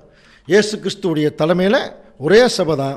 ஆனால் 7 அனுபவங்கள், சரித்திரங்கள் மூலம் 7 காலங்களாக தேவன் பிரித்தார். அந்த 7 காலங்களில் வாழ்ந்த 7 திருச்சபையின் பிள்ளைகளை 7 சபைகளாக சொல்லப்படுகிறதே ஒழிய அது காலங்களின் அடிப்படையில் உருவாக்கப்பட்டதே ஒழிய ஒரே ஒரு சபை தான். ஸோ இப்போ கவனிச்சு பாருங்கள். ஒரு சின்ன ஒரு டயக்ராமில் பார்த்து இந்த சப்ஜெக்ட் நம்ம முடிக்கலாம். இப்போ யோவான் கிபி 96 பத்மு தீவில் இருக்கார். இப்போ அவர் திடீர்னு எதுக்குள்ளே போயிட்டார்னா கர்த்தருடைய நாளுக்குள்ளே போயிட்டார். இப்போ 2020 கர்த்தருடைய நாளுக்குள்ளே போயிட்டு எனக்கு பின்னாக ஒரு சத்தம் கேட்டு திரும்பி பார்த்தேன்னார். அப்போ அவர் திரும்பி இப்படி பார்த்தாருன்னு வைங்க, என்ன தெரியும்? அப்போது கிறிஸ்துவுக்கு அப்புறம் கிபி 2020 வரைக்கும் என்ன நடந்ததோ சபைக்கு, புரியுதுங்களா? அதுதாங்க வெளிப்படுத்தின விசேஷம். அது ஏற்கனவே படிச்சிருக்கிறோம். 2000 வருஷம் இந்த சபையினுடைய சரித்திரத்தை தான் திரும்பி பார்க்குறோம். இப்போ நம்ம அது யார் பார்க்குறதுன்னு படித்தோம், யோவான் வகுப்பார். நம்ம தாங்க பார்த்துட்டு இருக்கிறோம் நம்முடைய முன்னோர்கள் எப்படி இருக்கிறான்னு சொல்லி, இல்லையா? அப்போது எது வரைக்கும் பைபிள் இப்போ கண்டினியூ ஆகிடுச்சு பாருங்க. இப்போ வரைக்கும் எனக்கு அடுத்தது கண்ணுக்கு தெரிகிற ராஜ்யம் வரைக்கும் தேவனுடைய கற்பனைகள் தொடர்ந்து வந்துட்டுருக்கு. இப்போ நமக்கு தெரியும் இந்த 2000 வருஷத்தில் 7 காலப்பகுதிகள், 7 சபை. இப்போது இந்த 7 சபைகள்ங்கிற தேவனுடைய பிள்ளைகள், இப்போ நம்ம 7வது சபையில் இருக்கிறோம். எப்படி முடிக்கிறார் தெரியுங்களா? பாருங்க, ஆவியானவர் சபைகளுக்கு சொல்லுகிறதை காதுள்ளவன் அப்படின்னா புரிஞ்சுங்களா? ஆதாம் கிட்ட சொன்னதிலிருந்து வெளிப்படுத்தல் எப்படி முடிக்கிறார்னா, நான் என்னுடைய கற்பனை கட்டளை எல்லாம் கண்டினியூஸாக சொல்லிட்டேன். பழைய ஏற்பாட்டில் மோசே மூலமாக சொன்னேன், புதிய ஏற்பாட்டு காலத்தில் இயேசு கிறிஸ்து மூலமாக சொல்கிறேன். இப்போ அவர் தான் சொல்கிறார், ஆவியானவர் சபைகளுக்கு சொல்லுகிறதை காதுள்ளவன் கேட்க கடவன். இப்போ இவ்வளோ சப்ஜெக்ட் எல்லாம் கேட்டோம். இப்போ நம்ம கடைசி காலத்தில் வாழக்கூடிய தேவனுடைய பிள்ளைகள் கேட்டோம். என்ன சொல்லிட்டார் தெரியுங்களா? இதுக்கு முன்னாடி தானியலுக்கெல்லாம் சொல்லும்போது இந்த புஸ்தகத்தை முத்திரை போடு, அறிவு பெருத்த காலம் வரும், அப்போ எல்லாரும் தேடி கண்டுபிடிச்சிக்குவாங்க. இப்போ என்ன சொல்கிறார்? இந்த புஸ்தகத்தின் தீர்க்க தரிசன வசனங்களை என்ன ஆயிடுச்சு? முத்திரை போட வேண்டாம், வெளியே வந்தாச்சு. இவ்வளவு சொல்லிட்டு ஒரு எச்சரிப்போட இந்த வேதம் வெளிப்படுத்தின விசேஷம் முடியுது. எல்லாம் தெரிஞ்சுக்கிட்டீங்க, சரியா? கொரோனா வேற வந்தாச்சு, உலகளாவிய பிரச்சனை ஸ்டார்ட் ஆயிடுச்சு. இதுக்கு மேலையும் நீங்கள் அப்படின்னு சொல்லி ஒரு வசனத்தில் சொல்கிறார் பாருங்க. அநியாயம் செய்கிறவன் இன்னும் அநியாயம் செய்யட்டும், அசுத்தமாகிறவன் இன்னும் அசுத்தமாகட்டும், நீதி உள்ளவன் இன்னும் நீதி செய்யட்டும், பரிசுத்தமாகிறவன் இன்னும் என்ன ஆகட்டும்? பரிசுத்தமாகட்டும். புரியுதுங்களா? கடைசியா தேவனுடைய பிள்ளைகளுக்கு கடைசி எச்சரிப்பு தான் வெளிப்படுத்தின விசேஷத்தில். அநியாயம் செய்யணும்னு நினைக்கிறீங்களா? இன்னும் செய்யுங்க. இது யாருக்கு தெரியுமா? உலக ஜனங்களுக்கோ கிறிஸ்தவர்களுக்கோ அல்ல, திருச்சபையின் பிள்ளைகள். அப்படின்னா புரியுதுங்களா? கடைசி காலத்தில் கூட அநியாயம் செய்வாங்களா? அசுத்தமாக இருப்பாங்க. ஒரு வகுப்பார் நீதி உள்ளவர்களாக இருப்பாங்க. புரியுதுங்களா? பரிசுத்தமாகும். பரிசுத்தமாகிறவன் மேலும் பரிசுத்தமாகட்டும், நீதி செய்கிறவன் இன்னும் நீதி செய்யட்டும், அநியாயம் செய்கிறவன் இன்னும் அநியாயம் செய்யும், என்ன பண்ணுமோ பண்ணு போ அப்படின்ட்டான், இல்லையா? ஏன் அப்படின்னா, இதோ சீக்கிரமாய் வருகிறேன், அவனுடைய கிரியைகளின்படி அவனவனுக்கு நான் அளிக்கும் பலன் என்னோடே கூட வருகிறது. இப்படி சொல்லி முடிக்கிறார் வெளிப்படுத்தின விசேஷம். புரியுதுங்களா? ஆதி ஆகமத்திலிருந்து வெளிப்படுத்தின விசேஷம், ஆதி ஆகமம் முதல் வெளிப்படுத்தின விசேஷம் வரை தேவன் தன்னுடைய பிள்ளைகள் மூலம் கண்டினியூஸாக தன்னுடைய நியாயப்பிரமாணங்களில் கடைசி வரைக்கும் வழிநடத்தி வந்தார். அதனால தான் இன்னைக்கு இதை குறித்து பேசுகிறோம். அந்த வழிநடத்தல் இல்லைன்னா இன்றைக்கி நம்ம ஒன்றுமே தெரியாத ஜனங்களாக இருந்திருப்போம். இன்றைக்கி இதை குறித்து பேசுகிறதுக்கு காரணம் என்ன? அப்போ தேவனுடைய அந்த ஒரு கண்டினியூட்டி ஆஃப் என்ன சொல்லலாம், கைடன்ஸ். புரியுதுங்களா? தொடர்ந்து நூல் பிடிச்ச மாதிரி தேவனுடைய பிள்ளைகளுக்கு தன்னுடைய பிள்ளைகள் மூலம், தீர்க்கதரிசிகள் மூலம், தேவ பிள்ளைகள் மூலம், தேவனடியார்கள் மூலம், சபையினுடைய மூப்பர்கள் மூலம், சகோதரர்கள் மூலம் இப்போ என்ன பண்ணிட்டு இருக்காரு? அவருடைய வசனங்கள் கண்டினியூஸாக அவருடைய பிள்ளைகளுக்கு போயிட்டுருக்கு. அதை வெளிப்படுத்தின விசேஷம் வரைக்கும் கண்டினியூஸாக முடியுது. ஏன் காரணம்? என்ன காரணம்? என்ன காரணம் அப்படின்னா ஒரே ஒரு காரணம் தான். தேவன் ஒரு திட்டம் வச்சிருக்கார். அந்த திட்டத்தில் நமக்கென்று ஒரு பங்கு வச்சிருக்கார். அந்த பங்கு நமக்கு தெரியணும்னா அது ஆதி ஆகமத்திலிருந்து கண்டினியூஸாக நம்மக்கிட்ட சேரணும், இல்லைங்களா? அந்த பங்கு நமக்கு சேரும்போது முழுசாக. அதனால தான் இன்றைக்கி எதுக்கு எடுத்தால் நம்ம எங்கேருந்து ஆரம்பிக்கிறோம்? ஆதியிலிருந்து, ஆதாமிலிருந்து ஆரம்பிக்கிறோம். ஆதாமில் நடந்த விஷயத்தை இன்றைக்கி இப்போ ஏன்னா அது முதல் 1000 இயர்ஸ். இப்போ நம்ம இருக்கிறது 7th 1000 இயர்ஸ், 7வது 1000 வருஷத்தில் இருக்கிறோம். அங்கே எப்படி நடந்ததோ அதே மாதிரி இங்கே வேற ஒரு மாதிரி நடந்துட்டுருக்கு. அங்கே ஆதாமும் ஏவாளும் உருவாக்கப்பட்ட நிலைமை, இங்கே 2ஆம் ஆதாமும் 2ஆம் ஏவாளும் உருவாகிற நிலைமை. ஸோ இந்த ஒரு தீர்க்க தரிசனங்கள் எல்லாம் கண்டினியூஸாக தேவன் நமக்கு கொடுத்துட்டாருங்கிறத நம்ம புரிஞ்சுக்கிட்டா அதில் தொடர்ந்து நடக்கணும். ஒரு வேளை இதுக்கு முன்னாடி நமக்கு முன்னாடி இருந்த முன்னடியார்கள் அதை கேட்டுட்டு அப்படியே வாங்கிட்டு வச்சுருந்தாங்கன்னா இன்றைக்கி நமக்கு கிடச்சிருக்குமா? அவங்க நடந்தார்களோ இல்லையோ சொல்லிட்டாங்க. அது நல்லதோ கெட்டதோ, சாத்தான் அப்படி தான் பண்ணியிருக்கான். நான் கெட்டதை ஃபுல்லாக சொல்லி கொடுத்துட்டான். இன்னைக்கு வரைக்கும் அந்த பேஸ் நிற்கிறாங்க பாரு. விக்கிரக ஆராதனை பயங்கரமாக நடக்குது இப்போது ராஜ்யத்தில். காரணம் அந்த பேஸை உடைக்கிறதுக்கு தான் மகா உபத்திரவ காலத்தினுடைய உச்சக்கட்டத்தை தேவன் வச்சுருக்காரு. கொஞ்ச நாளில் உடைச்சிடும். அதனுடைய ஸ்டார்டிங் ஸ்டேஜ் தான் பாருங்கள். எல்லா ஆலயங்களும் மூடப்பட்டது. ஏன்னா ஒரு ஆலயத்திலும் கடவுள் கிடையாது, ஒரு ஆலயத்திலும் கடவுள் கிடையாது, ஒரு கோயிலையும் கடவுள் கிடையாது. தேவன் மேல் இருக்கார். இன்றைக்கி அதை ப்ரூவ் பண்ணிட்டார். இது கொஞ்சம் கொஞ்சமாக அடுத்த ஸ்டெப்புக்கெல்லாம் போகும்போது மனுஷனே உணர்வான். படிச்சிருக்கோம் இல்லையா, எந்த மனுஷன் போய் அந்த விக்கிரகத்தை கொண்டு உள்ளே வச்சானோ அவனே தூக்கி வெளியே வீச வைக்க போகிறார். அந்த சூழ்நிலை தான் வரப்போகுது. அதையெல்லாம் செய்வதற்கு முன்பாகவே அவருடைய வசனங்களின் மூலம் நமக்கு இதெல்லாம் சொல்லிட்டார். அப்போ இவைகளெல்லாம் பெற்றுக்கொண்ட நம்ம தேவனுக்கு கொஞ்ச நாள் தான் இருக்க போகிறோம். அந்த கொஞ்ச நாள் வரைக்கும் மரண பரியந்தம் தேவனுக்கு நம்ம உண்மையாகவும் கீழ்ப்படிதலோடும் இருந்தால் இந்த கற்பனையின்படி ஜீவித்து கொண்டிருக்கிற நமக்கு தேவன் கொடுக்கிற மிகப்பெரிய ஆசீர்வாதம் ராஜரீகம். அதை பெற்றுக்கொள்ள தேவன் தாமே நம் அனைவருக்கும் கிருபை செய்வாராக. ஆமென். கிறிஸ்துவுக்குள் மிகவும் அன்பாக அழைக்கப்பட்ட அன்புக்குரிய சகோதர சகோதரிகளே, தேவன் இந்த நாளிலே நமக்கு தந்த அவருடைய விலையேறப்பெற்ற பாடத்திற்காக கிறிஸ்துவுக்குள்ளாக நன்றிகளை எடுத்துக்கொண்டு கேட்ட சத்தியங்களின் அடிப்படையில் நம்முடைய வாழ்க்கையை சீர்படுத்தி வாழ்வதற்கு தேவன் தாமே பரிசுத்தாவின் வழிநடத்தலை நமக்கு தந்தருள்வாக. தொடர்ந்து நிறைவு ஜெபத்துக்களாக நாம் கடந்து வருவோம். நம்முடைய மூத்த சகோதரர் அவர்கள் ஜெபத்திலே வழிநடத்துவார். ஆசீர்வாதம் வேத வசனத்தின் அடிப்படையில் நமக்கு வழங்குவார்கள். வானாதி வானங்களிலே வீற்றிருந்து மனுமக்களாக எங்களை கண்ணோக்கி பார்த்து ஆசீர்வதிக்கின்ற அன்பின் பரமதாப்பனே, தேவரீர் உம்முடைய மிகுந்த இரக்கத்தினாலும் கிருபையினாலும் இது நேரம் வரையிலும் காப்பாற்றி ஆசீர்வதித்து உம்முடைய தயவுள்ள சித்தத்தின்படி வழிநடத்தி இதோ எங்களுடைய வாழ்நாளிலே ஒரு நாளை கூட்டி கொடுத்து அந்த நாளிலே உம்மை நாங்கள் ஆராதிக்கவும் உம்முடைய தெய்வீக திருவசனங்களை நாங்கள் கவனிக்கவும் எங்கள் ஆண்டவராக இயேசு கிறிஸ்துவை நாங்கள் உற்று பார்க்கவும் தக்கதாக நல்ல கிருபை செய்தீர் தகப்பனே. நன்றியோடு ஸ்தோத்திரிக்கிறோம்.